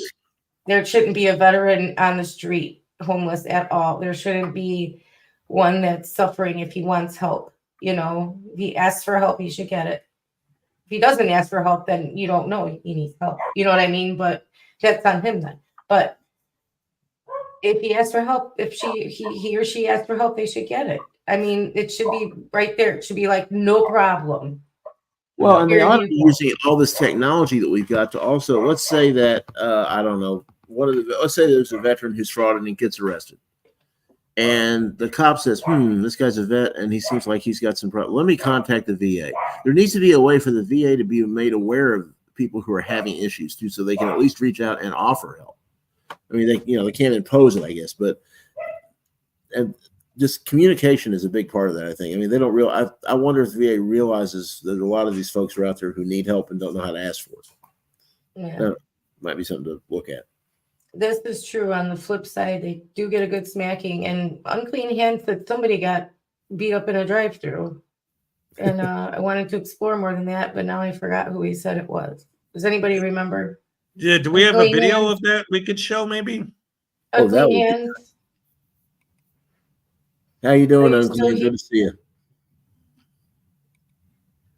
Are you still here, I think you still here. my friend? Because that would be a great thing for us to see. Yeah, right. I'm trying to scroll back, see if I could find it. It was a while ago, right? Right? We're very familiar with that, Doc. Take what you said and say, read between the lines. We know what he meant. Put a 1 in chat if you think he knows what he really said. Yeah. Oh dear. You guys, I'll be right back. Oh, I gotta thank you, step across. Rooster. I gotta step off. I got you. Be right back. Ray rocks. Oh, we'll be No, back. she doesn't. She just likes to tell Ray's the best, damn it. things how it is. That's all. I get in trouble a lot for opening my mouth. Trust me. Oh no. Oh man. Ask the trolls; they'll tell you how awful Ugh. I am. No, you're great. See, that's one of the things too, and actually, Ray and I have discussed this too as well. Is like that's one of the things I love about her is because we can go back and forth verbally, but still, get along after. See, that's the thing. So many people have things that they could say or disagree on or argue about or whatever, and not actually have a discussion like two adults and discuss it and get their points out and whatever. I don't know. It's just, Oh yeah, I don't know. We debate all the time, and Yeah, we're still here. We are still friends. right. Exactly. It's all good. Yeah, it's like people don't Um, think you can do that anymore and have a disagreement and still be friends. They part enemies because they disagree on one thing, and that's really idiotic. I mean, come on. If you respect the person, you respect Right. their opinion, and respect that Yep. they can have a differing opinion than you. mhm. It's maybe you can change their mind. You debate it, maybe you can change their mind. Bring good points to the table. Don't kitchen sink it. You know what I mean? It's Right. But that's ultimately the point is like, because you're like, oh, well, these trolls and all these people always say like, oh, well, Ray says this or this. It's like, for me, that's one of the reasons why I love having you around is because of the things that we could get into. It makes it interesting, And again, ultimately, what it all comes down to in the end, we both know, we love Yeah. each other, and it still do because it's respect. It's about respect. Right. And you just give the other person the floor to tell what their point is, and you tell your point. And then if you agree to disagree, or maybe you change somebody's mind, or talk about it later if you're angry. I know Ray really went off on what Liberty Troll did this weekend in the WIC office, which I was the only cat to hear it. I did. Oh, and I was cheering that woman on. I'm like, yeah, man. I'm like, knock his ass out. I'm like, oh my God. I don't advocate violence. I don't. I really don't. You can ask anyone, but hey, sometimes you got to do what you got to do, Well, I've said this so many times on here, and like when we were kids, right? People didn't act like this because if they did, they'd get checked, and they would knock it off. Right. And again, it's not like that doesn't mean that I'm advocating for violence, but No. that's the reality of that's what happens, FAFO, right? if you're doing that, then you're gonna get smacked around. Not anymore because you're hiding behind your camera, and they don't want to get to. But again, more and more people are starting not to care. They'll take the assault charge. Well, when she said that, I'll take the. She's like, I'll get I'll a take charge the or whatever. charge. Yeah. I'm like, she's all of us right now. She is all of Yep. us right now. Because I would too. I'd take the charge. I always said that. I don't know. I've never been arrested. I'll take the charge. I don't care. I'll gladly Yep. sit there. Somebody will get me out. I can call any number of people and get out. It'll be no problem. I might even get a personal bond because I've never been arrested before. So, Right. But I'll gladly sit there because I would be like, good. When I get out, he better not be in my face again because I'll get another charge. I'll do it again. Because, he was filming her little sister and she's like, stop filming my sister, and he's going to be snotty with her. And I heard he said something about being ghetto if you're in a WIC office. Right. I'm like, what? You're a pedophile, which is worse, Right. asking for help or being a pedophile. Let me think about that. And Leo the cat is wonderful. We had to put him on a diet, and he has lost his weight that he needed to lose because somebody in this house was feeding him people food too much, and it's not me. So he's good. He's great. He's still cuddly baby. So he's sleeping he's right so now. cute. Yeah. He's my cuddly baby. We had a discussion though, me and him, because I really do want to get a dog. And I had to get him to agree. And he said, okay. All right. Yeah, we're talking about Leo. He went on a diet and he lost his little bit of weight he had to lose. So he's back down to his little fighting weight now. Yay. He's a good cat. Yeah, internet god, right? They gain weight so fast. Animals do once they get because they get neutered or spayed or whatever, then they seem to balloon out really quick. Mhm. You heard Leo said no. Who told you that, Doc? Oh. Right? I don't The want cat no eats dog better in than my we house. do. Yeah. Internet god, the cat eats better than we do. I spend more money on his food than ours. I do too, Greg. Yeah, he's the best though. He's really just, I don't know. He's such a cuddle bear. Well, when someone loses their dog, you always hear this, oh, they were like part of the family. No, they are the part of the family. They are. Your Yeah. animals are part of your family. I don't care what anybody says. They are family. And if anybody Yeah. thinks I'm weird for that, then go ahead. Think I'm weird. Yeah, we had 2 pound dogs that we had for, I guess, 15 years, and they died within about 4 months of each other. And that was brutal. But now we have our corgis, so that's okay. But, 15 is a good, that's good for a dog. But still miss them. Yeah, that's real good. My cat and dog play all the time. Of course, they may be trying to kill each other. I'm not really sure.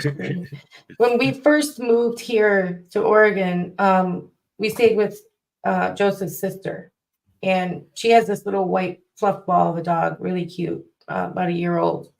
And the dog fell in love with Leo and followed Leo around everywhere. And Leo acted like, stop, but then we would catch them laying together and stuff. And I'm like, oh, what's this? When I would catch them and Leo would get up like, oh, like he would be surprised the dog was laying there. Like, what are you doing laying with me? And I'm like, no, I caught you. Stop. You like the dog,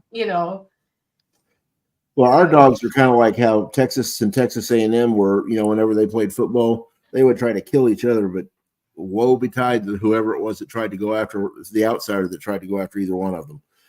All of a sudden they would protect them. Our dogs are the same way. They'll sit there and fight and argue. Boy, another dog shows up. Watch out. Don't you mess with my sister. I'll get you. They're very, very protective of each other. Okay, so this is the one who got hit in the drive-through. Oh, good. Did anyone do a video on it, Highway Star, or do I have to go to his channel? Because I'd rather not go to his channel.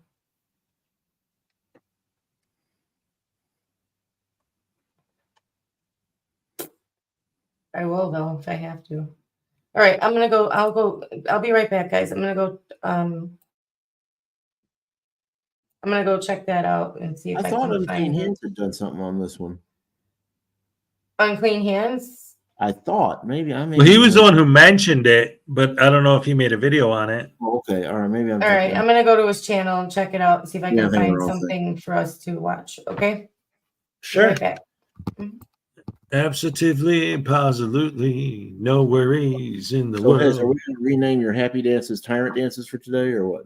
The anti-tyrant dances. Or happy tyrant dances? What do you think? The happy tyrant. Oh, is that me? There you go. Yes, ladies and gentlemen, it's time for the happy tyrant dance. Here we go. All right. Instead of all right at the end, though, you need to behave. Behave. Oh man. But no, what I was gonna say is like not to make it silly or whatever, but just getting back to the point of how like the way that it is for veterans when they get back and PTSD and all that, and saying like that's been a problem forever and they still haven't fixed it. I mean, say whatever you want about it. The fact of the matter is, Taxi Driver was all about Travis Bickle PTSD.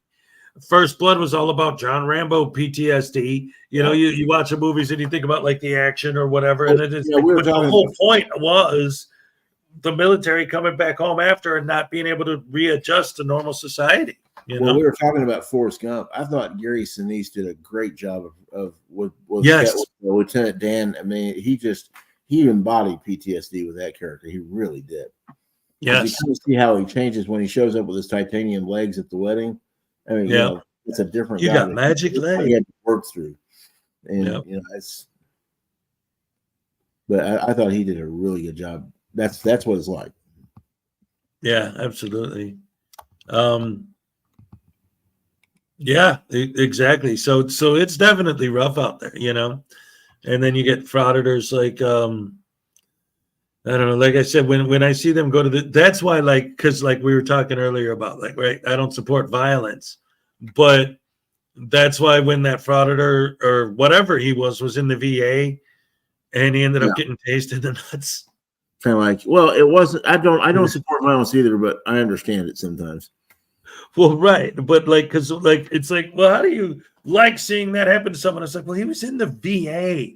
Leave the vets alone, man. But I don't remember if he was a vet or what. I don't remember the whole story with that. All I remember for sure is that he had a gun on the seat next to him, and the cops were there because I don't know if it was because he was filming or what. It's been a while since I've seen that clip, but I just remember because he was targeting a VA, it was like, no, right. Dude, that's. Oh, by the way, those of you who were wondering that we were talking last week about what that quote was when in Forrest Gump when he pulls out when they pull out the court when he's talking at the mall. Yes, this is what he actually says. Sometimes when people go to Vietnam, they go home to their mamas without any legs. Sometimes they don't go home at all. That's a bad thing. That's all I have to say about that. That's what was actually, according to an interview with Tom Hanks, that's what he actually was saying there.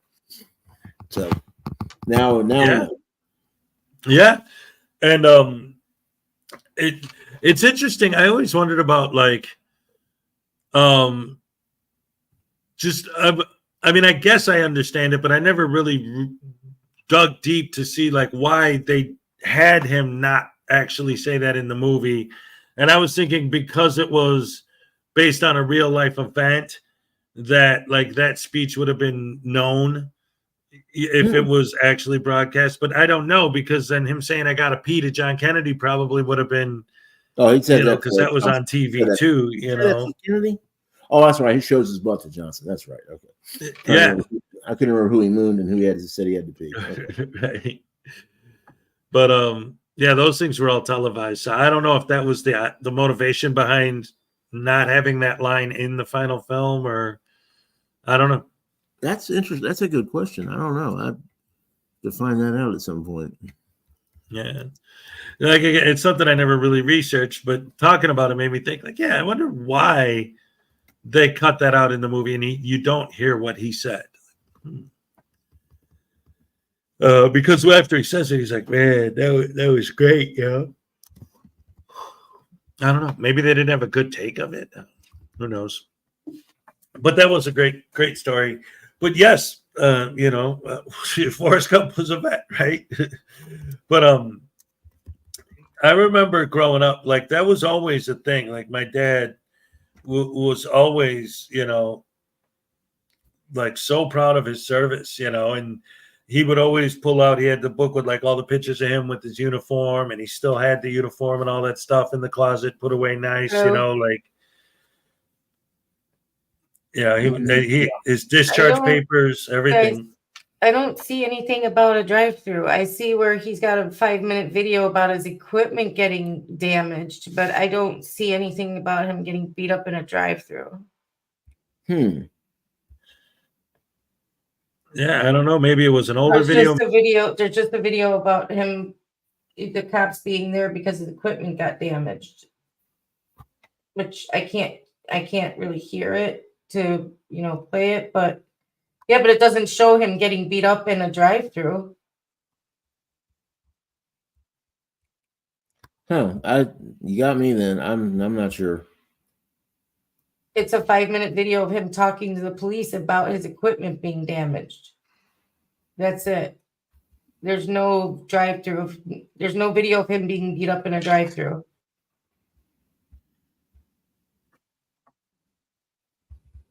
Yeah, I don't know. It's interesting. Like One you said, theory, I'd like to see that. I was just doing a little research. One theory is that they were just trying to point out how badly the government wanted to silence protesters, and that was a good cinematic way of doing it. Oh, okay. Like they, yes, that's right, because it was. I mean, Highway Star, you can go look pulled intentionally. If I'm wrong, you can correct me, but all I see is a 5-minute video of him reporting to the police that his equipment was damaged. Yeah, he might have taken it down too. That's a good point. They have been known to do that when all of a sudden people realize it's not so complimentary. But looking at this guy's channel, it does look like he could be a new one to go after, because he went after a Longhorn Steakhouse. Well, if you look back down throughout all his videos, he's gone to dispensaries. He's gone, he's not that new. He's been doing this for, He audited. He's got 7-month-old, 10-month-old videos and stuff. Yeah. What in the heck? I mean, yeah, Longhorn Steakhouse obviously is full of tyrants, but why? Yeah, obviously they don't give you enough bread. Good grief. Oh Lord! But I don't see. Maybe you should check. Do you see a video of him getting beat up in a drive-through? Because all I see is that 5-minute one for him reporting to the police he got damaged property. Oh, that hurts. Right. Let me see. Here he is auditing Scientology churches. The Army Reserve Center. And there's no live streams. So who do you root for in that one? Yeah. Oh no. Yeah, you're right, P. Barnes. I'm sure somebody did download it. I just don't. Yeah.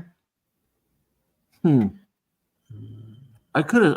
I was sure I'd seen that somewhere, but I cannot remember for the life of me where. Ugh. Where was that?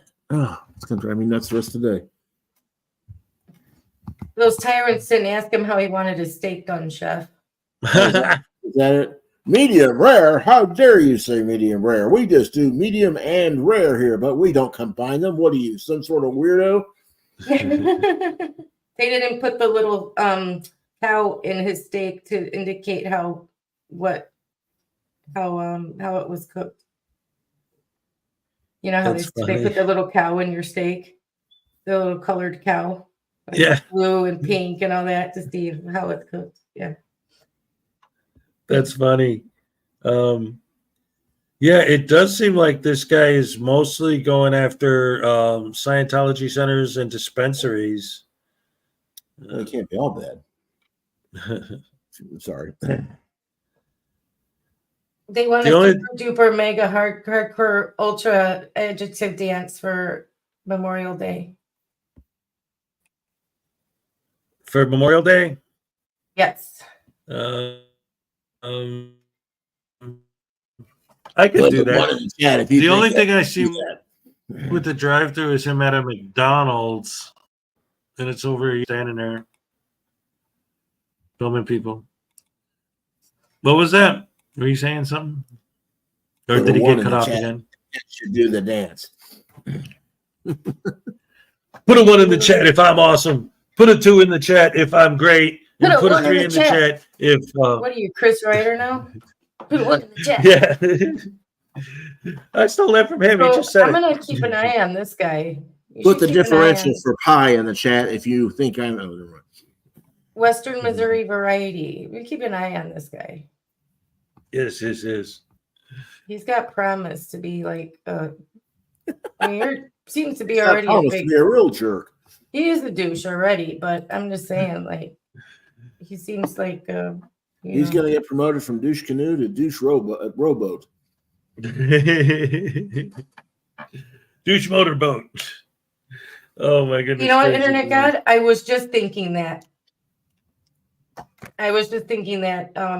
When he did the happy dance before, I'm like, maybe not for Memorial Day, because Oh. what today represents, you know?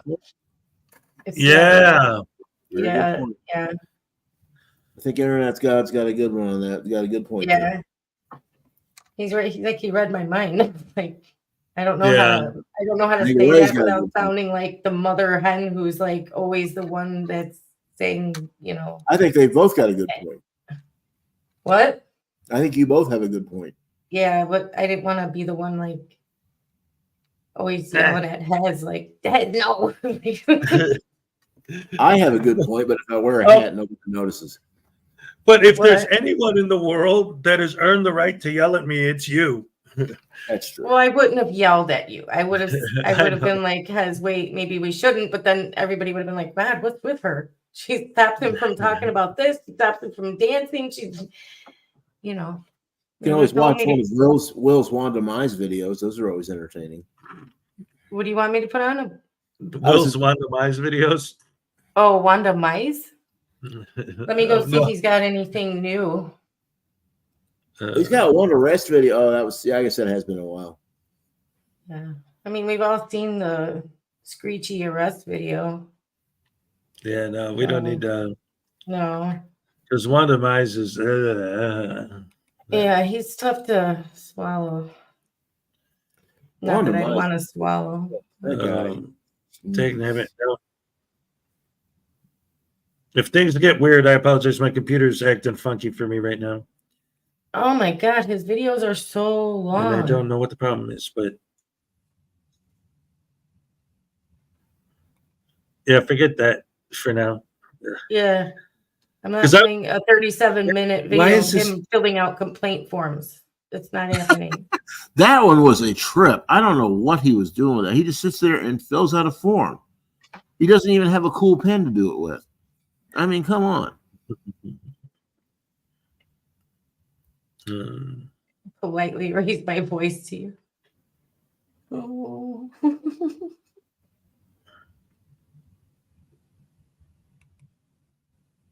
They only knew Hez, right?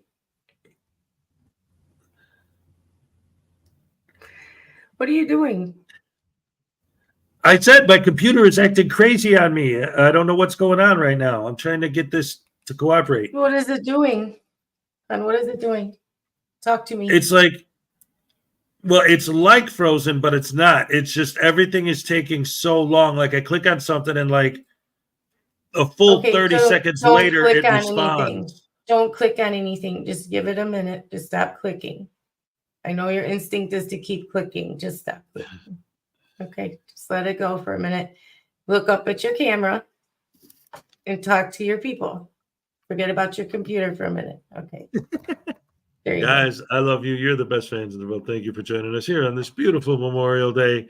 We're having a great time hanging out with my favorite gal, Ray. And the one and only David E. Persons is here as well. Good stuff, good stuff, good stuff. Hey, it worked. Like everything caught up now. There you go. Look at that. All right. Did you see Kingdom of the Planet of the Apes yet? No, I did not, but I will eventually someday. I was a teacher librarian, yes. Is this Why Congress votes frauditors suck? do I sound like one still when I talk to Hez? I don't know what you mean, Ray. Teachers don't sound different. No, not at all. We don't. Right. Whatever do you mean? Oh man. Nothing. No, I think and I've even because I wasn't really watching the chat that closer, but wait, so polite raising her voice to Hez makes perfect sense. Yes. Exactly. But no, I like I said, I haven't been watching the chat too closely, but I saw earlier someone was saying that they love the banter that between us when me and Ray get into it, and I think that's kind of like what I was getting at is her and I. Who does? Why would they love that? I don't know. Somebody Isn't said it something boring about for that. them? Like, it's entertaining. Oh, I thought it would be boring like to listen to us like bicker. No, it's great.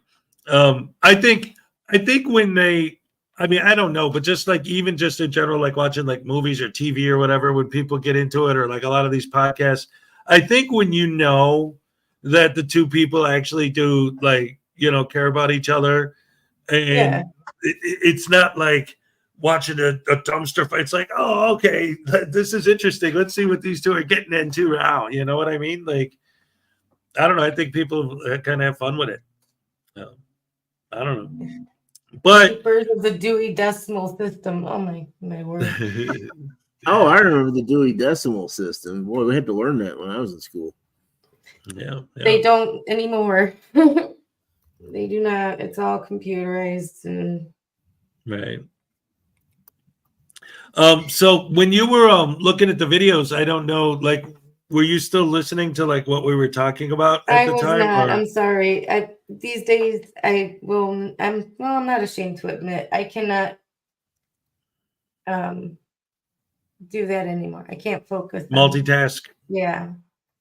No, that's fine. I was just asking because, like, I was kind of curious about, your response to what we were talking about, which was basically like, specifically thinking about movies like Taxi Driver and Rambo and even, Forrest Gump, movies that actually, like, you talk about the action and all that, but if you really break down the story, do deal with PTSD and people coming out like, Travis Bickle did what he did in Taxi Driver. He came out of Nam and they didn't treat him right. And that's what made him, go off the rails. And the same thing in the original First Blood. It was John Rambo came back from the war. They didn't treat him right. And he started having flashbacks to the war. And that's when he started going nuts. And, so yeah. And I brought it up because you made the point, like, this has been going on for a while. Like, look at how long this tradition of those movies trying to tackle that subject has been going on,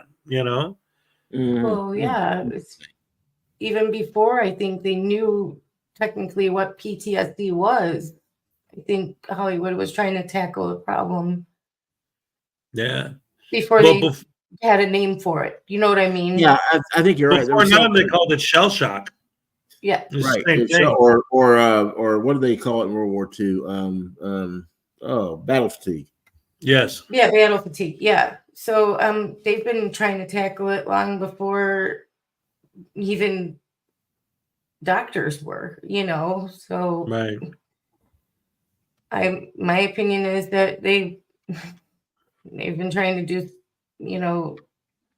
bring it to the forefront, bring it out into the light, like they always do with stuff before anybody else, really.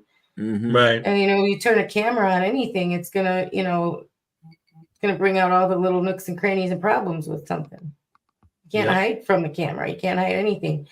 Can't hide any problem from a camera. I mean, Yep. you just can't. So that's Hollywood. There you go. Yeah, but so I mean, their actors have been to war. I mean, it's not like they Oh, haven't yeah. been. So I mean, it's people that write screenplays. They all from people from directors all the way down to somebody who holds the mic, the boom person. That's what they're called, right? Yeah, the boom mic operator. Okay. Yep. Yeah. So they've all been over there in combat at some point or another. They've been in some war in combat somewhere. So they have experience. They can write it. They can talk about it, and they can act it. So why not? Right? Yeah.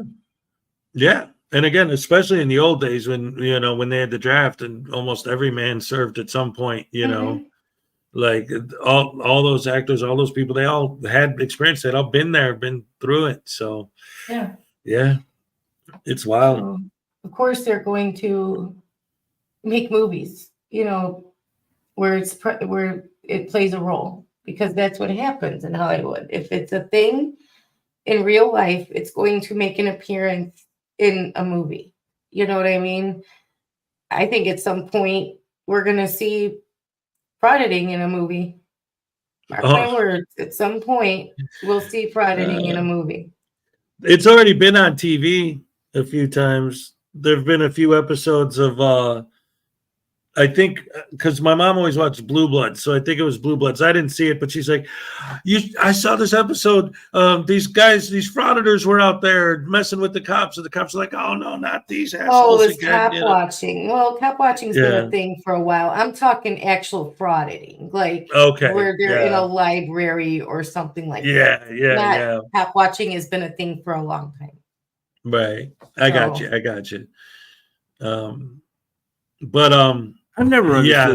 I've never understood the whole appeal of frauditing a library. That thing Josh Abrams pulled with that old man was just so disgusting. Yes, I just don't get it. DMA loves doing libraries. There are a lot of them that love going to soft targets. My theory has always been, and Ray and I talk about this a lot. When you look at the places they pick, they're picking soft targets and low hanging fruit. Yep. Yep. That's And what they the think library- anyway. They think librarians are meek little women with buns and glasses and cardigans that are going to be like, okay, you go, nope. Yeah, most people that hang out at the library tend to be very nice people who are just there to hang out and read and study and research. And yeah, I mean, I that's definitely a soft target. I hadn't thought about that. You're right. That's a good point. Yeah. Just like they think like schools are soft targets and low hanging fruit because they know all they have to do is show up at a school and the cops are going to get called. Oh, hey, we need to congratulate Sean Paul Reyes. He graduated the 8th grade. And he's wearing his 8th grade shirt too. Look at Yeah, that. look at that. Get a shirt that fits, dude. Wow, you can afford it. Why not? I I think he's mean, got his man girdle on. Well, who knows? he doesn't dress like he makes all this. I mean, get a shirt, you can afford it. What the hell? He's wearing his kindergarten shirt. Oh, did y'all see that latest arrest video of him getting busted for being a jerk again?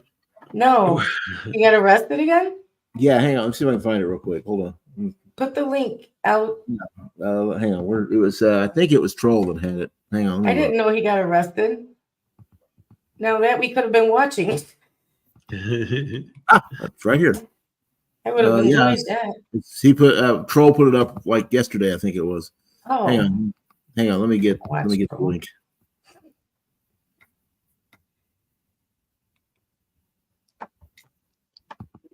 you know what? In our master's classes, we have to take it shushing and advanced shushing. So we also have to take ruler smacking. Yeah, I mean, that master library science degree is tough. I can tell you. It is. Library science is very tough. And I then of almost course you didn't have pass shushing. and you have to take special classes for bopping people on the back of the head, right? Right, with the ruler. Wow.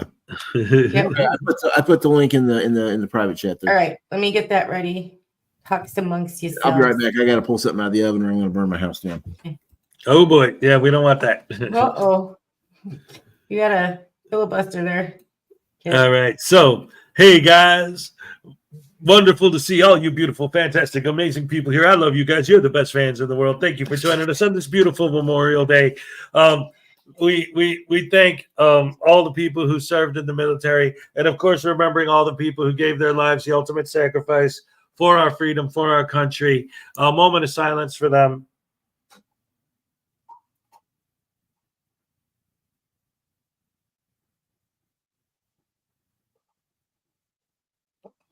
All right. Yes. Yeah, that's what it's all about today. And again, it's a solemn day, but it's also a day of celebration. Celebrating the memories of the people who've given their lives. And that's one of the things that's interesting too, like just in general, thinking about the idea of the celebration versus the solemnness of it. Like one of the things that I like is the idea of like the Mexican Day of the Dead, right? It's not like they get sad and cry about all the people who died. They have a big party to celebrate, the memory and the happy things that they did while they were alive in this. So depending on where you're coming from, I think in your heart, is going to depend on how you want to react to today, make it a celebratory day. Like, yes, we're celebrating, the memory of these people who did this, as opposed to if, you want to be solemn about it, as long as your heart's in the right place, I think is really what matters the most. What matters to me the most really is that there's no bones in ice cream. Ding dong dang, dag nabbit. I don't know what that means, but I said it. So whenever David's back, we can play it. Oh, how long is it about approximately? Oh, I don't know. Let me, well, if I put it up, it's gonna, you know what happens when I. Well, yeah. Well, no, that's fine. It's just if it's a longer video, like 10 minutes or more, then it'll be perfect because we've been on 2.5 hours. I could kind of use a few minutes to. Oh yeah, let me. Where did David go? I'm right here. He's here. Oh, he's here. Yeah, he's back. Oh, all right. Let me. Back, everybody. Today we'll be taking a look at the body cam footage of the Can we arrest skip the Aura of commercial? Sean Reyes, Long Island Audit. Please. And hold on. just for full transparency, for those who didn't know. What? Can we skip the Aura commercial? Do you really want to? Because that will make it longer for you to take a break. Yeah, I don't know. but How do I see how long it is? I can't see how long it is. He always sticks it right in the front. hold on, I got it. There you go. All right. Yeah, the video's long enough, I think. Yep. Okay, if not, I got it. You can go. I mean, it's fine. Right Okay. on. All right, cool. All right. See you in a bit. But where is Hez going, I wonder? Patty. Trespassing is a violation. It's not even a crime in New York. It's not. So you think. So here you might have noticed that the volume went down dramatically. It's because LIA doesn't know how to do audio editing and Ray, just to make things even. But don't worry. Unlike him, I know what I'm doing, so I'm going to fix the audio for you guys. I know the law in New York better than you. No, you don't. What did you say? If you back it up a little bit, they have the arrest right at the beginning, about 1:30, I think it is. So Oh, yeah. See, he put it too far. All right. yeah, there you go. Right. All right. That's the end of the Aura commercial right there, I think. Oh, Or it's right in there. Yeah, that's the end of it. all right. I'm just going to leave it right there. All right. Are often out tens of thousands, if not hundreds of thousands of dollars before they can resolve the issue. So it's better to solve it before it even happens. Luckily for you, you can try Aura for free for 14 days by using my link in the description and in the pinned comment. So don't wait until hackers have your information and try out Aura today. Now back to the video. I told you I'd be back. Captain? How are you? Good, how are you? I'm good. This is how you handle one of these guys. Might want to read that. What is you're not this? allowed to video here. Are you here to non-public service? You applying today? Well, yeah, I'm here to conduct business. Correct. You're applying today? Can I get your name and badge number? You weren't here yesterday. Cowser, C-O-W-C-E-R. I got you, Keller. All right. 4223. 4223. Gotcha. So nothing's changed. You're not applying today. Well, I'm here to conduct business, constitutionally protected business. Yeah. Well, this is a non-public forum, so you can't record in here, as I said yesterday. Okay? I can record in here for sure. You cannot record in here. I can. So I'm giving you a lawful order that you can't. If you're going to continue to record, then What would I be arrested for? Recording? no, you're going to be trespassing. Trespassing without breaking any laws. You just broke a law. It's called the It's a public trespass welfare law. facility, like I told you yesterday. So what is this? Is this a law? I'm not going to get into it with you. Are you going to stop recording, or are you going to leave? Can you tell me what this is? Okay, stop. Play it back. It is what it is. You're trespassing. You're being arrested Okay. for trespassing. All right, no problem. That's why you're being arrested. You guys are making a big mistake here. Yeah, they always make a big mistake, and you never do anything about it because you can't. Trespassing not is a making a violation. It's mistake, not they're even a doing their crime in job. New York. It's not. So you think. So here you might have noticed that the volume went down dramatically. It's because LIA doesn't know how to do audio editing and just to make things even. But don't worry, unlike him, I know what I'm doing, so I'm going to fix the audio for you guys. I know the law in New York better than you. It's ridiculous. Sit down right here.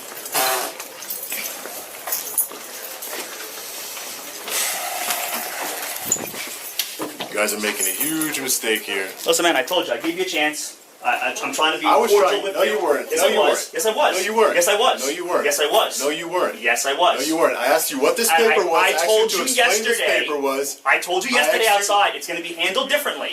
You decide. You made the conscionable choice to come back here, walk To into the exercise lobby my rights again. recording I told again. you I had business to after conduct here. after I told I you told you I yesterday. had business to conduct here. I'm here to apply for services. You're not. You're no. I asked you on I camera. did. On camera. I did. No. And I said I was applying for service. you I said I had didn't. No, you business to didn't. conduct No, here. you didn't. Okay, we'll So see. you can change it's it on around the now. camera. See? I'm not changing anything around I have it all covered. I said I have constitutionally protected business to conduct here. That's what I told Just you. like yesterday. Okay. Yeah. We're all good. We You don't- didn't let me conduct Why my don't- business yesterday. I was trying to go through the metal detector today. Did you not notice that? Because I was why don't we trying do to. this?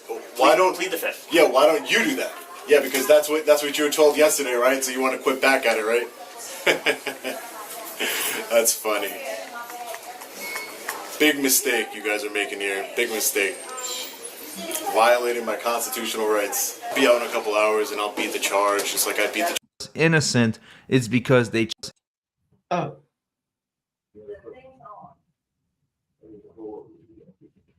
here. Listen, man, I told you. I gave you a chance. He thinks he's gonna get go away money. You know what I mean? That's what he's thinking. Like, I'm gonna sue, I'm gonna get go away money, but probably not, because like he said, it's a limited public forum. There's no filming there. So the law's on their side, you know?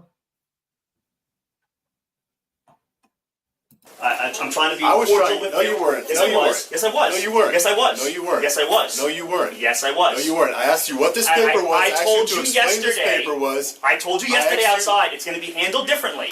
You decide. You made the conscionable choice to come back here, walk To into the exercise lobby my rights again. recording I told you again. I had business to after conduct here. after I told I you told you I yesterday. had business to conduct here. I'm here to apply for services. You're not. You're no. I asked you on I camera. did. On camera. I did. No. And I said I was applying for service. you I said I had didn't. No, you business to didn't. conduct No, here. you didn't. Okay, we'll So see. you can change it's it on around the now. camera. See? I'm not changing anything around I have it all covered. I said I have constitutionally protected business to conduct here. That's what I told Just you. like yesterday. Okay. Yeah. We're all good. We You don't- didn't let me conduct Why my don't- business yesterday. I was trying to go through the metal detector today. Did you not notice that? Because I was why don't we trying do this?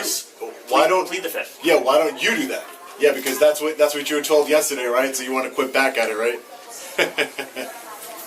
That's funny. Big mistake you guys are making here. Big mistake. Violating my constitutional rights. Be out in a couple hours and I'll beat the charge just like I beat the charge everywhere throughout this whole entire country. You guys are making a big mistake here. You're stationed here as well? I am. What happened to Tenorello? Well, let's do a little bit of fact checking here. Listen to how arrogant he is. Like, I'll beat the charge. Like, I beat the charge everywhere. He doesn't beat the charge everywhere. He does not. He did not beat the charge with the ticket, and the $90 ticket that he had to pay and he went on trial for, which is pretty ridiculous and a waste of taxpayers' money. He should have just pled guilty. I don't think he's going to beat the charge in Schenectady as well, because these guys don't play. And let's not forget that he did not beat the charge for armed robbery, the one he was found guilty of and served prison time for. He was just filling in for the day. Oh, he's not normally stationed here. Luckily here, he doesn't have to deal with the federal lawsuit that's going to be filed. More transparency in our government. You know what's crazy? If I really want to, I can go outside your house and your house and your house to record, and that's completely legal. But recording just to hold my government accountable I'm trespassing on public property, the same property that I help fund. You with keep my saying tax public dollars. property. This is not public property. This is public property. No, it's not. This is public property, sir. This is a public agency, sir. How do you feel it's public property? Because it's funded by taxpayer dollars, sir. That's why. This property is not. It is funded by taxpayer dollars. This property is You not. are an employee of the Nat. You are. Hi, Anastasia.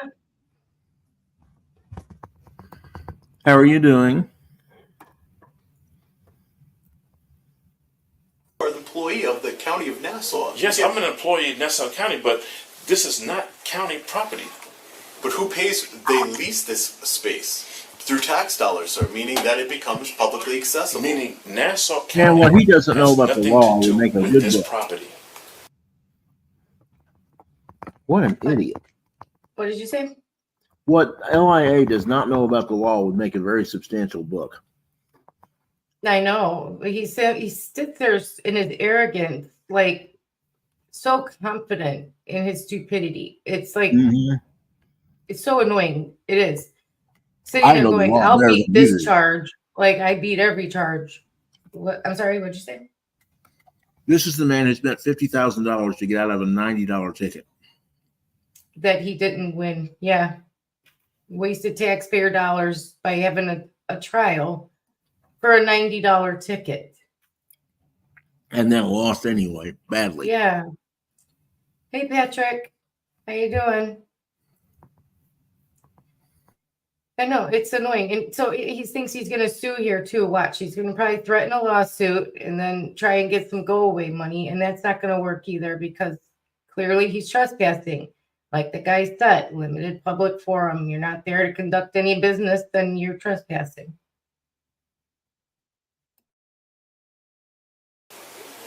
If they have nothing to do with, so you can't have it both ways. If they have nothing to do with this property, how can I be trespassed by a Nassau County officer? Because they enforce the law, idiot. So when you stepped on this property, the building manager stated, if you're not here. Who's the building manager? The person I talked to yesterday? The building manager. Well, I'm in handcuffs today. I wasn't in handcuffs yesterday. So I'm saying, how can a Nassau County officer... Stop. Well, I'm just asking you. So you said this is private property. I'm Okay. answering. All right. Yesterday, the property manager stated, if someone comes on this property and not handling county business, he wants them trespassed. Nothing to do with press. But I said I was handling county business when I walked in here. He asked you. And I said I have business to attend to. I was trying to walk through the metal. What were you applying for? Sir, when I was going to apply for food stamps and cash assistance to see if see how that process goes. Really, Sean, you were going to apply for food stamps and cash assistance. Well, let's take a look at the numbers. Now, these are going to be a little bit too high because he started posting a lot of shorts, getting a lot of views. So I would put it probably in the middle. It is safe to assume that he makes about $900,000 a year. It's very safe to assume because if you don't put shorts, it's at the higher end. And if you do post only shorts, then it would be at the extreme lower end. He's somewhat in the middle. So someone that makes almost $1 million a year is going to apply for food stamps. That sounds like a waste of public resources because he knows very well that he would be denied with the income he makes. So to me, this sounds like a bullshit excuse for being in there. So if you was going to do that, you didn't have to go through the metal detector because the applications are at the door. But you have to speak to somebody. No, you don't. But nobody even helped me. No, you don't. When you walked out of the door, sir, when you walked out of the door, where was I? In front of the metal detectors. Because I wanted to go through the metal detector. So wasn't it different than when I came here yesterday? You can't go through filming. But wasn't it different than when I went through yesterday? You should not argue with him because it's all just going to be circular argument that goes nowhere. You should just leave him sit that's what he there. wants. Yeah. Isn't that what he wants? So he gets more clicks and views. Yes. So you should just leave him sit there and just go away. You know, just go away. Just don't talk to him. Mm-hmm. Absolutely. I didn't go up to the metal detectors yesterday to walk through. You walked up to them. But I did not as close as I did today. I did. Actually, you did. Not as I was right there at the metal detector today. You walked. Sir, it's on video yesterday. I know. You walked to the metal detectors, and it was on your camera too, and you went like this. Yeah. So no one knows if you're trying to go. Nobody through would or help. not. Nobody would speak to me. The first thing somebody said to me was, "Hey, you're going to be arrested. You can't film in here. You're trespassing." That wasn't the first thing someone said to you. Yeah. That's the first. Nobody said, "Hey, sir, how can I help you?" Because the first thing you did was walk to the metal detector on your own camera, and you started doing this. Hey, I just figured it out. I'm the one that Great. approached you first because I'm like, I just it's figured it not out. recorded, so I came and stood Sean's behind you. got selective amnesia. Yesterday. About yesterday. First. Okay. What? Sean has selective amnesia. That's his problem. He remembers just what he wants. If you go back and look at the video, I'm pretty sure he would have been spoken to a lot of times. I'm sure the cop is remembering exactly right. But man, is he trying to twist the narrative. He is the most passive aggressive person I have ever seen. Oh, yeah. And of course, he's going to twist the narrative. He's going to talk in circles, twist the narrative. He's a narcissist. And most of them are. That's what they do. They will talk you to death until you are exhausted. And that's his hope, that he exhausts them and they just let him go. You know what I mean? And so that's why the cop just needs to walk away from him. That's what I liked about that arresting officer, though. He just said, "Nope, okay, turn around, you're under arrest." Yeah. Don't stand there and do this and have this rehashing conversation because it doesn't go anywhere except leads to exhaustion. You know, And it also gives them more ammo to try to reinterpret for everybody. right. Hey, wait a minute. Is somebody trying to imply that Long Island Audit might not always be completely honest? No, I'm not just implying it. I'm saying it. Yeah, he's man. One of the. Did you hear my theory about his selective amnesia? I think we finally figured out what's going on. Selective amnesia. Yeah, that fits. He's such a, but I mean, he's like, he's Long Island Audit, LAIR, right? The liar. Mm-hmm. He's so, and I've always said to me, like, he is considered, like, by the frauditing community to be like the high standard of what frauditing is all about or whatever. But it's like, it always for a long time, it's blown my mind how so many of the fans of these people don't seem to see, like, just because he does it in a calm voice doesn't mean he's not doing the same thing that they all do. He just does it without being blatantly obscene about it, you know? But it's still the same crap. Mm-hmm. False narrative building, disingenuous nonsense, garbage. I mean, this he's a butterbrain douche canoe. He's a potato brain. Yeah, potato brain. Jason Gutterman. That's right. So I stood behind you and I started seeing clients on your phone, and I walked up to you and I said, "You see this? You see this? Oh, what are you showing? You're showing me signs that don't mean anything." They don't.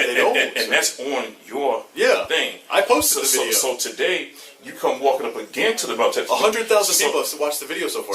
So no one knows, are you going through the metal detectors or not? Because you did the same thing yesterday. You walked to the metal detectors and you have your phone out. Well, you could ask me when I said I needed service. When Officer Keller asked you I said I have business here. So you didn't say, "I'm trying to apply for SNAP." You didn't say what you're trying to apply for. Do you understand how quickly this just happened? He just put handcuffs on me in less than a few minutes. But do you see how Yes, fast they you did. That's what they're answer his supposed to questions? do. He actually It happened in less than a few minutes, sir. There was no de-escalation implemented. What does the Department of Health and Human Services have to hide? Where's the transparency for the people, for we the people, to check up on our government? Don't you think? Are you Don't you think that our government should be transparent? Especially when this officer here is getting paid 6 figures. Aren't you contradicting yourself? Because if you had applied for benefits, why are you talking about transparency and stuff like that? Because it's transparency while you're applying for benefits as well, sir. So you either hit apply for benefits. No, you can do both, sir. You can do both. You can apply for benefits while holding your government accountable, and that's what I was planning on doing here today. And this officer here gets paid 6 figures every year, and we can't hold them accountable. We can't. Do you know that the law enforcement agency, sir? I'm not here just filming. I did investigative work. Law enforcement, Nassau County Police Department is the highest grossing department out of all the departments. It goes Nassau County Police, and I believe the Department of Social Services that help we the people, sir, is like 3rd on the list. And as far as budget, do you think that the people need more help, or that law enforcement needs to just keep getting richer and richer? He makes 6 figures with overtime, sir. Some officers make $250,000 with overtime. So do you think that that's reasonable salary for we the people? Did you know that? Did you even know that there's officers that make 200? There's dozens of officers that make 200. Are you a resident of Nassau County, sir? Yes, I am. Okay. Did you know as a resident that there are over dozens of officers that get paid $250,000 of taxpayer money, sir? Stop for a second. Do you know there's dozens? You know what? I don't know about that. Do you believe him on that? That's probably a little high. I mean, police do get with overtime. Some of them make over 100, but that's okay. They earn it. What county did he say that was? Nassau County, New York. Guess what I'm gonna do. But I'll tell you what. Listen to them babbling. You didn't de-escalate. You didn't do that. They're not supposed to. Who are you to tell them how to do their jobs? You don't have any police training whatsoever. And on top of that, I mean, it didn't take very long for me to be in handcuffs. That's exactly what they're supposed to do. You ask, you tell, you arrest. That's it. But here's my thing. Even if what he's saying about their salaries is accurate, because these guys love to FOIA the salaries of everyone all the time, right? Even if what he's saying about the salaries is accurate, look at the whole conversation. What's going on? Hey, why did you come in here? Well, I came in here to fill out a thing. Okay, so why are you filming it? Did you know that these guys make a lot of money? Yeah. And what does that have to do with the question? Does it matter if they make a lot of money? They deserve a lot of money. Look what they do. Right. I mean, they go out and do a dangerous job. I mean, consider it hazard pay. Gosh. And that's the thing. Like, by the way, starting salary for a Nassau County police officer is between $67,000 and $76,000 a year. Okay. There you go. But not all of it is taxpayer money that they're paid from, though. That's what these people don't. That's what Sean and them don't understand. Is it's not all taxpayer money that pays a police officer's salary. Right. And again, even if all of that was true, what does that have to do with the issue at hand? I'm holding them accountable. Do you know they make a lot of money? Holding them accountable for what? For asking you to stop filming in a building that doesn't allow filming? Like, that's one of the biggest things with the arguments these guys make that blows my mind, is that it's like, okay, if the building doesn't allow filming and you come in there to see if they'll make you stop filming and they do, what are you uncovering? That they're doing what they're supposed to do, which is not let you film? Oh, no, he's uncovered efficiency in employment. Oh, no, not that. Right. Oh, man, I uncovered that they're doing what they're supposed to do. Protect we the people from the butterbrain douche canoe. No, he expects them to do what he wants them to do. Right.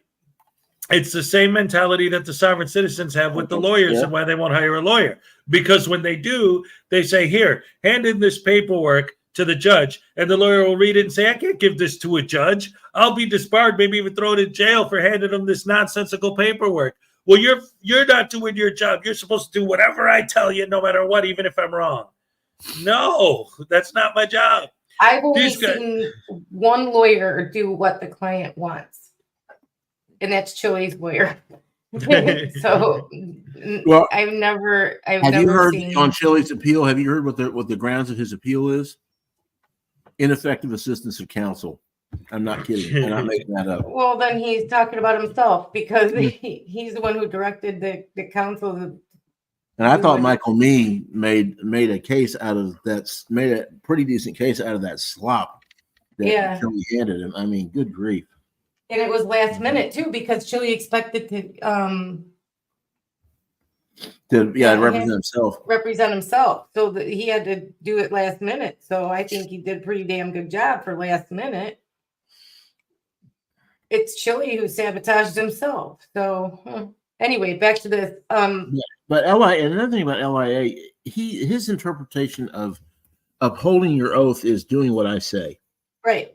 They're all like that, but he is the worst of it. I mean, he actually has this arrogance that he actually thinks he knows what he's talking about, and he doesn't. If he ever wants to get in a legal debate with me, I'd love to tear him apart. That would be fun. That would be almost as much fun as getting who was it that came into that chat that night with Will, Rogue Nation. That was fun, just tromping on all of his little arguments. And LIA does the same stuff. He quotes a case that has got nothing to do with the case at hand, and then assumes that no one's either A, going to know what they're talking about, or B, look it up. And he's just, he's a showboat. I'm sorry. He's just a puss bucket. I'm sorry. I'll be quiet. Well, no, yeah, that's it, And it's, wait, what is this? Liberty Trolls pissed at me for doing my job as a mandated reporter and reporting his WIC to YouTube and ending up doxing me. Oh, yeah, of course. Did. I reported that post Black Heart Night, by the way. Well, that one post was way out of line. That was I'm sorry he did that, Black Heart Night. I reported it. I hope others did too for doing that to you.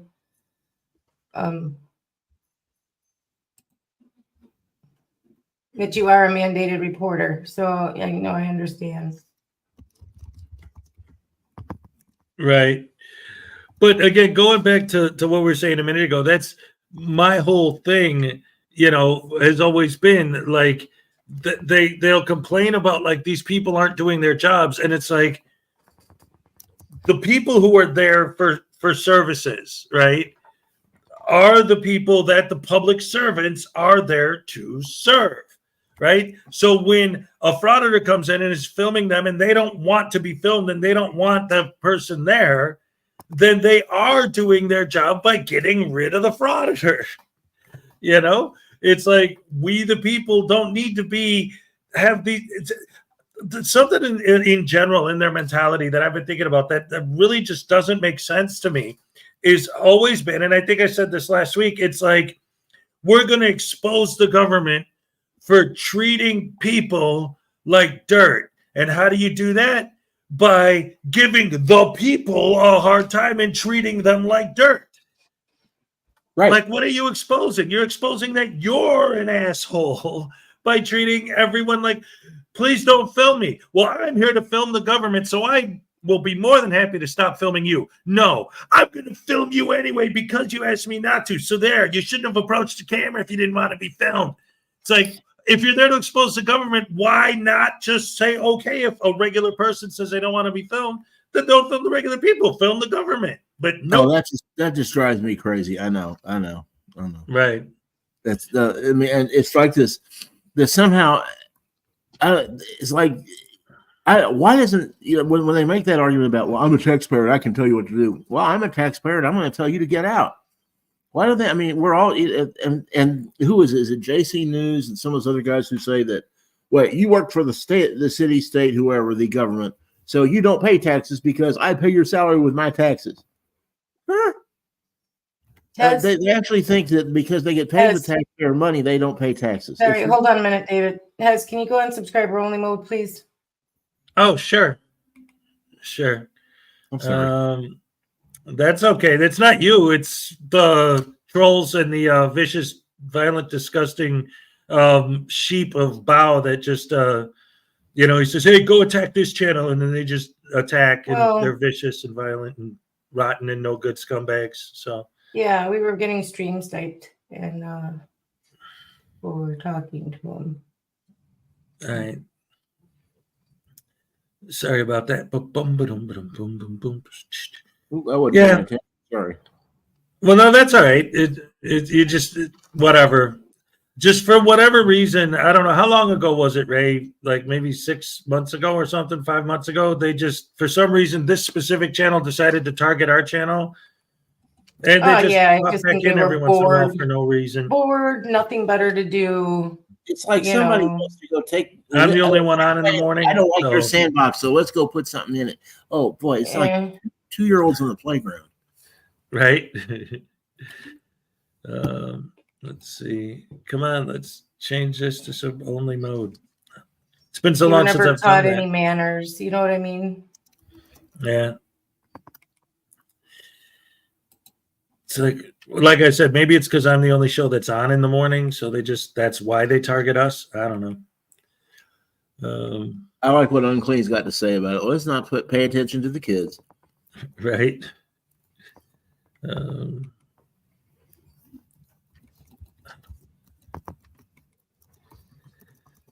I'm sorry. It's been so long since I've done this. I'm trying to remember how. What settings maybe?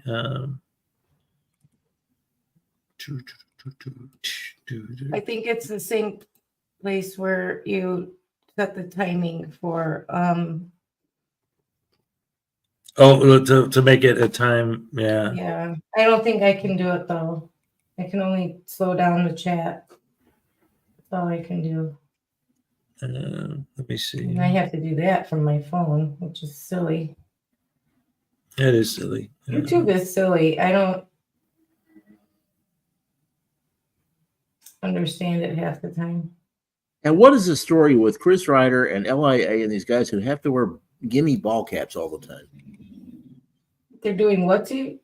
They're wearing those the gimme baseball hats. Yeah. I don't know. Maybe they're bald. Oh, I got it. I got it. Oh, you got it. All right, cool. There's only I was gonna say because I know that you have access to my, 20 minutes. There we go. I got it. I can only do up to 20 minutes though. If you want any longer than that, you're gonna have to do it. Sorry. Okay. Oh well. Anyway, in the meantime, why don't we put the video back out and let it play for a minute while I'm trying to figure out what the heck is going on. Well, it's just it's where you set the timing for the chat. Where you can slow down chat and all that. It's in the same place. Right. So wherever that is in your studio, I don't know. Well, I'm looking under settings, but I don't see it there. So maybe It's not there. It's where where you set up the live. Go out to where the live is. Okay. Hundreds of officers making $50,000? No, they start at 80. How could they make 50? Nassau County Police Department starts at 80. I mean, who cares, Sean? Even if they make $200,000 a year, that's still a quarter of what you make in a year. And on top of that, they put their life at risk. They put themselves in the front line and they risk getting shot or hurt or spit on, all the nasty shit that officers have to go through. Meanwhile, you just walk in offices and act like an annoying douchebag. So yeah, they earn their money. And if they make $200,000 a year, that means they did a whole lot of overtime, like a lot. So they're really busting their ass trying to earn a good paycheck, which you deserve. If you bust your ass, you should be able to earn a good paycheck. Now, the only thing I will ever agree on with Frauditors is about asset forfeiture. I've done my own research, not from Frauditor sources, from actual legitimate sources, and it looks like that's a problem. But that's not what he's talking about right now. He's talking about something else completely. Hey, stop it for a second. I don't know see how that's possible when they start at $80,000 Right. a year, sir. And then after 5 years, it goes up to six figures. That, maybe public safety officers, I'm not sure. I didn't look into public safety. I believe they're under the same umbrella as far as the budget. But I'm here to promote. Did I curse? Did I raise my voice? Did I do anything So you're here to promote, disorderly? but you're here to do benefits. Sir, the only two people, you said that, what did you say yesterday? You said that you were trying to protect the privacy of the people inside of here, correct? That was the purpose? That's what you said. No, You challenged them. It's on video. Yeah, it's on video. My memory is excellent. You challenged them with the law, and I said, I'm here to enforce the policies, not the law, because I'm not a sworn officer. There are. Yeah. So, but the whole point of the policy, sir, that was made clear yesterday was to protect the privacy of individuals seeking services. Yes. Yes. Okay. You're not So my seeking point is service. that no one had a problem with me recording. The only people that came up to me said that they supported what I did, and they wanted me to hold the government accountable. I want to ask you a question. Another question. You're not being arrested because you recorded. You're being arrested. No, for but that's an trespassing. end around, sir. That's an end around, because if you No, can it's say, not. so for example, that's like you trespassing me because of my skin color, whether it's white Oh, God. or Don't black start or that. crap. brown or anywhere in between. That's like you saying, we're not arresting you for your skin color, sir. We're arresting you because we told you to leave and you didn't leave. You can use that. You can use criminal trespassing for anything. You could say, I don't like the way he looks. What a toad. I Has your- hate when they do that. I know. Because it's a total, if they did that, that would be a civil rights violation. You could sue the crap out of them and you will win easy if they violate your civil it's rights. a totally superfluous argument. It has nothing. Has nothing to do with being that. We're not talking about the color of someone's skin. We're talking about how someone chooses to conduct themselves. Right. Totally. Yeah. And on top of that, man, he just sorry, just the whole thing with. Where is this at? What place is he at right now? Does anybody know? He's in the women. It's a county office where they get food stamps, and I don't know what they call it in New York. but it's Oh, basically- okay. So it's like a Department of Human Human Services building. Okay. All right. Yeah, definitely not allowed. You shouldn't. No, it's probably not even a limited forum. It's probably a non-public forum. The question actually. should be: is he there for legitimate business? Because Troll's got to. I mean, I think Troll's numbers are a little high, but he's got a point. This guy makes way too much money. He knows he's not going to get. No, food I stamps. don't think his numbers are. Nope. That Social Blade is pretty accurate. Is it pretty accurate? Yeah, Okay. yeah. But I mean, in that case, he's definitely not going to get food stamps. He doesn't qualify for them. He knows he doesn't qualify for them. We know he knows he doesn't qualify for them. wasn't there It's to- a superfluous argument. I mean, he's there to cause trouble. He's not there to apply for anything, and he knows it. I mean, the way that first cop handled it was, Oh my okay, God. fine, okay, you're under arrest. That's how they should do it. That quick and get him out of there. They all knew why he was there. No, he would say, I need to file a FOIA. That's what they use. They use that damn FOIA for And FOIA, for doing but this. And there was one guy. Oh, remember in New Mexico? What was that? Justin Chi. Remember he went to file a FOIA, and that cop just handed him his butt. That's how you handle that, because there are certain ways to do a FOIA, and you can. It's a FOIA request. It's not a FOIA demand. Most of the stuff they FOIA gets denied. There was one video where they had it where he appealed it to the city council or wherever it was. I forget where it was. And the city council, they actually recorded the whole meeting. They brought it up. They discussed it. They unanimously rejected it. And then, what do you think the response was? Oh, it was essentially the corporate version of, I want to talk to your supervisor. Mm-hmm. There's nobody above the city council. You're rejected. Live with it. But, I mean, every time they try to FOIA someone's salary or somebody's home address or somebody's disciplinary file, they can't get that. It is confidential information.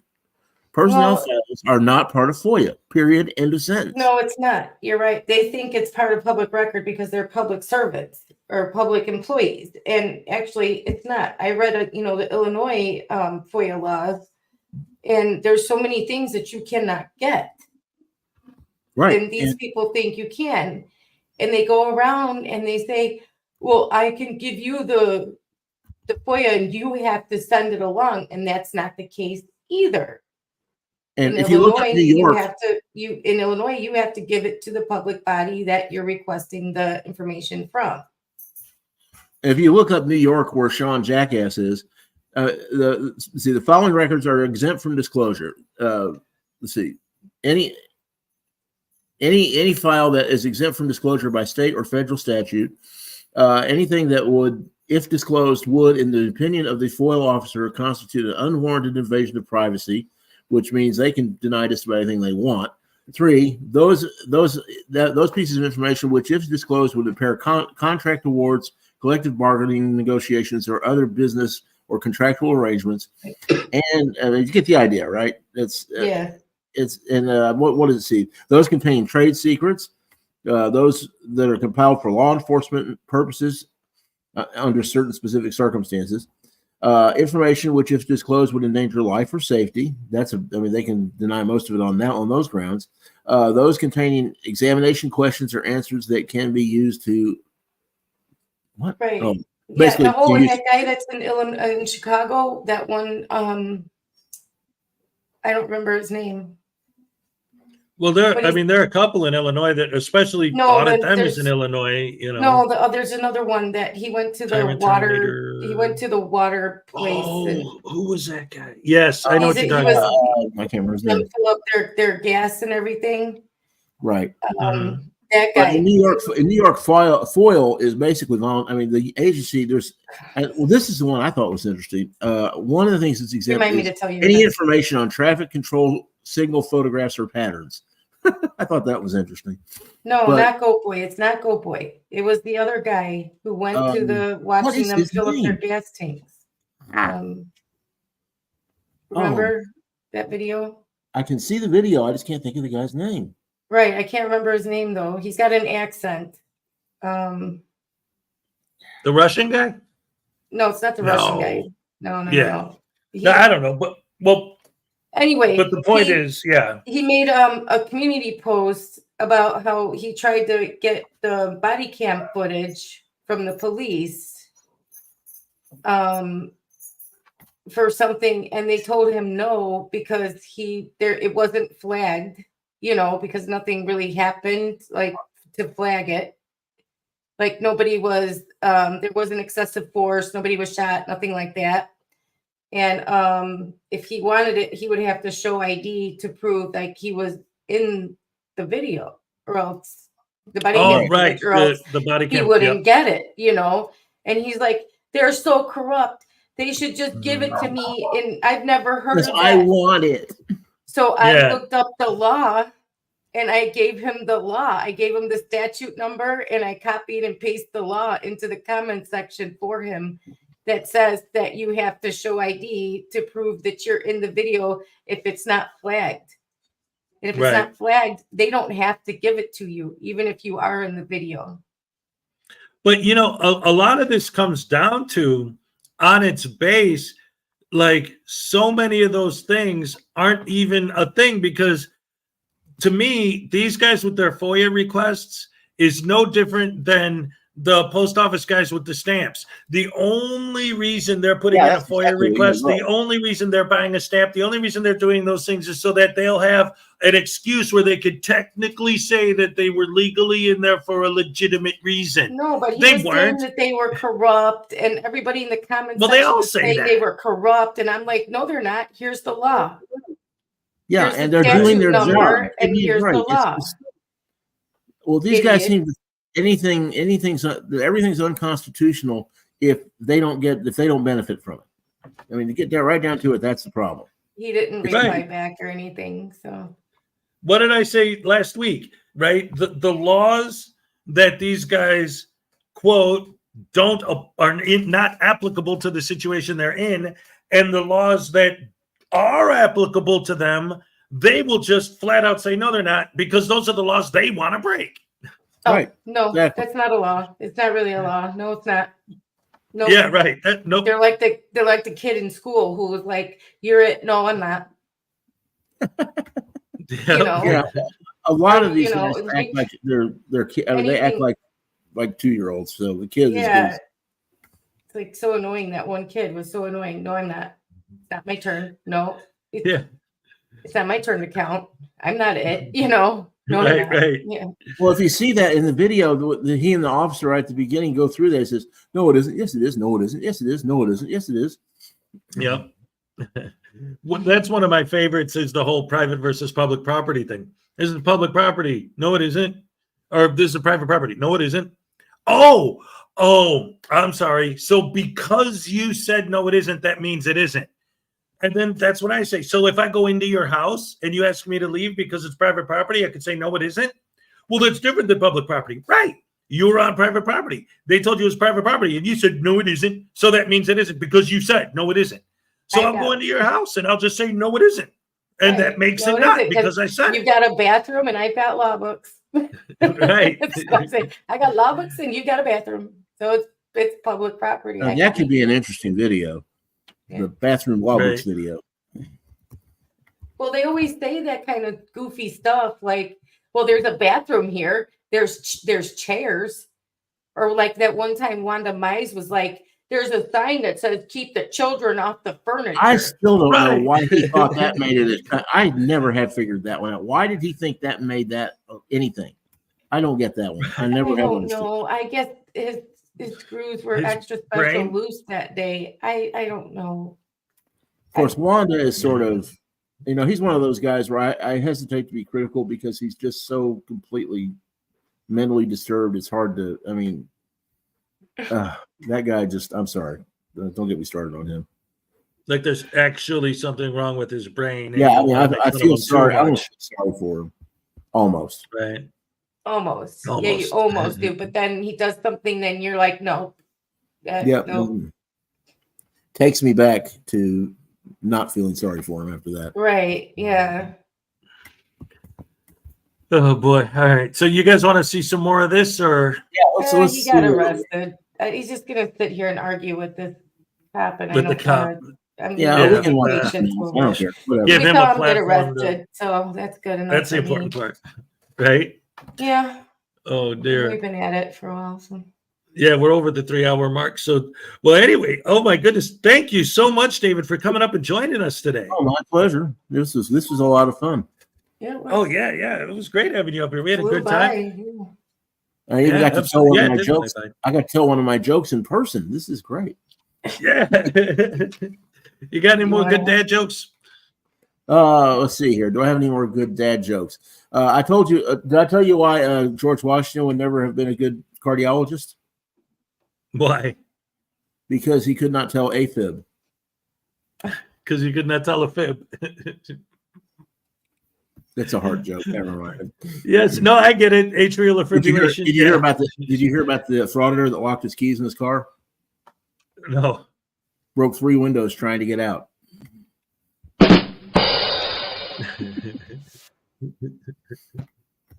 I have a joke. Yes, please. Go for it. Where do fish keep their money? Where? In the riverbank. That's good. I can remember that. I like that. That's clever. Hey, did you guys hear about the frauder that had 197 IQ? No. Neither did I.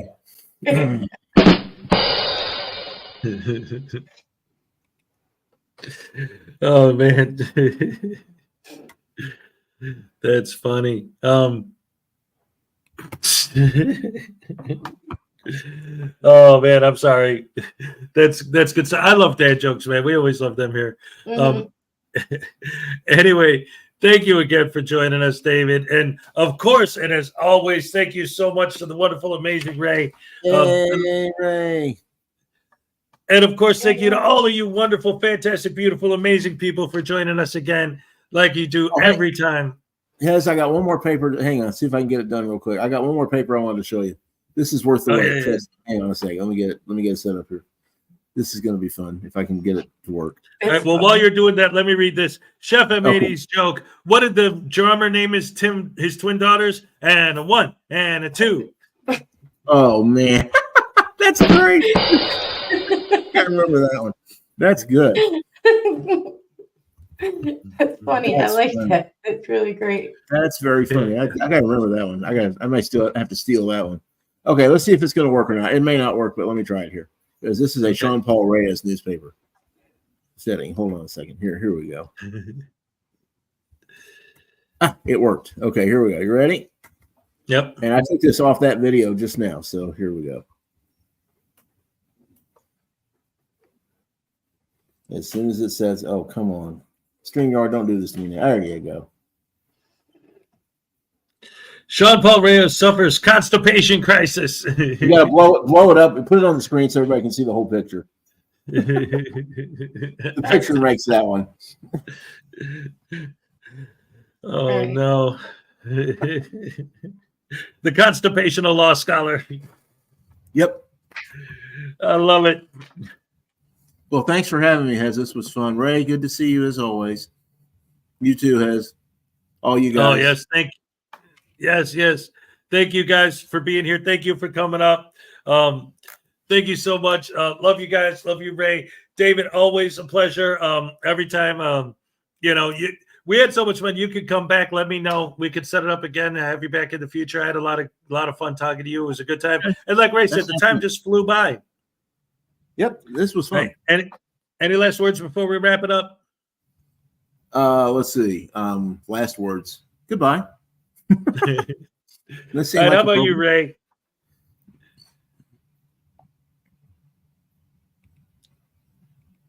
Anything else you want to say to Ray, the muted. people before we go? Well, she might be coughing or drinking something. Oh, that's true. I didn't think about it. Petting her cat, or maybe even potty break. Who knows? Anything is possible. That's how it goes when you're live. Mistakes can be made. Yes. On the internet. Lots of fun here, having a good time, babe. On the internet. Hey, Hez, one of these days you and I will have to get online and play guitar. We're going to have this so there's no delay, but if we can do it. Have you ever tried that, playing with somebody that's on it's actually it's interesting. You do it on StreamYard if the connection's quick enough where it actually works. Really? Yeah. I did it with a friend of mine, and it was pretty cool. I was amazed how well it turned out. Yeah. I played online once, but I didn't really I don't know. Well, there were some videos that they put out during the pandemic. There's one. I'll have to send you the link. It was what do they call it? The something All Stars. The BBC did it, and it had all these different musicians in their house, and they got. I don't think they edited it, so it looked like they did it live, and they were doing the song by Foo Fighters. Times like these, again. What's the name of that song? Times like these. That's it. And they did the acoustic version of Times Like These, and it kicked butt. It was great. I'll have to send you the link. It was really good. Nice. But they did the whole thing on Zoom. Oh, that's amazing. I've seen footage of like you said, during the pandemic, of groups that would do a Zoom or whatever to do a live performance. But it's hard when you're in different places because, like you said, if there's a delay, because you got to be on the same tempo or it's not tight, it doesn't work. Oh, here, you want to play it real quick? I've got it right here. What? That video I was telling you about. Hang on, I've got it right here. I'll put the link in StreamYard. Hang on a second. I'll put the link in the private chat. It's really cool. I'm pretty sure this is it. Ray, what were you going to say? Hey, Ray. Just come back. Can you click? If you guys want to watch that real quick, I put the link in the private chat. If you don't want to do it another time, it's called the Live Lounge Lizard All Star. The Live Lounge All Stars. That's it. Oh, could I get copyright hit on that though? Yeah, I don't think so. It's on. Hang on. I don't. I need a minute to download it. Hold on. Yeah, you might want to check it and see. But I don't know if we're gonna. It doesn't. Times Like These, BBC One. It's put out by the BBC. It's BBC Radio One on Vivo. So I mean, if they're putting it, I don't know. You might get copyright. Yeah, BBC is. You're gonna get copyright on it. Yeah, you probably get hit on that one. All right. Now, anyway, I'll put the link in chat. Everybody can check it out on their own. There you go. All right. Anyway, we were about to wrap it up. So, Ray, do you have any last things you wanted to say to wrap up the show today? It's good to see everybody. Hopefully, I can make it back on again this week. I plan on it. So maybe I'll see you tomorrow. I'm glad you're doing better. Thank you. Glad I am too. I appreciate that. Yeah, it was very touch and go for a minute, but I'm on the mend. So I have some doctor appointments this week and next week and the following week, and oh my gosh. So, but hey, I'm gonna go to them now. Okay, so Yes, excellent, Yes. excellent. Remember, denial is not just a river in Egypt. exactly. So, but love you guys. It was great seeing everybody. You know, hopefully see you tomorrow. Take care. Yes, yes, Thanks, yes, yes. David. Thank you so much, everybody, for joining us. Thank you, David, for being here. Thank you, Ray. Thank you, all you people watching at home. I love you guys. You're the best fans in the world, as you know. And like I always say at the end of the show, don't forget to join us tomorrow. Tuesday is another Just Hang Out day. Today we did it for Memorial Day. So we're going to do on Tuesday. Just hang out. Have a good time. Have a lot of fun. Thank you, guys. Love you guys. You're the best fans in the world. Thank you for joining us. And I will see you on the next one. Yeah. I'm all shook up.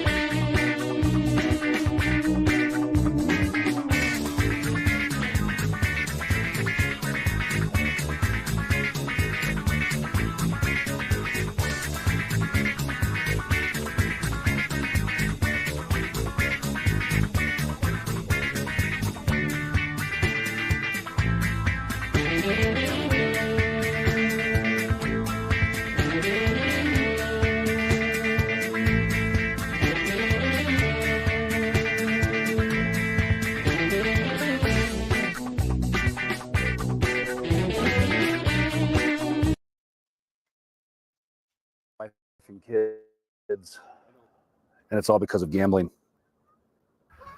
I won the lottery.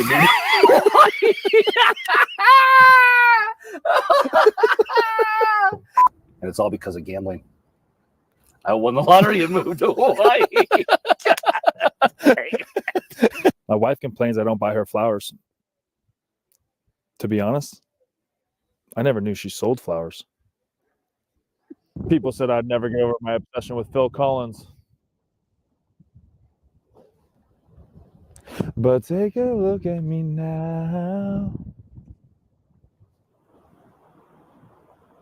Poop jokes aren't my favorite, but they're a solid number 2. I ate a kid's meal at McDonald's today. His mom got really angry. I want to tell you about this girl that only eats plants. You probably never heard of her before. Fun fact, before the crowbar was invented, crows simply just drank at home. I saw a microbiologist today. He was much bigger than I expected.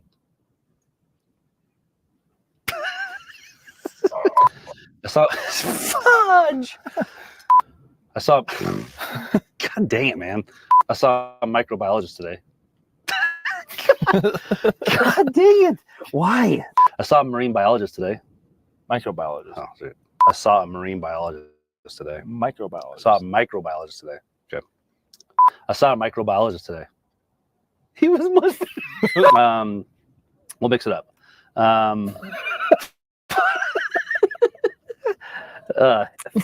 Hey, fun fact. Before the crowbar was invented,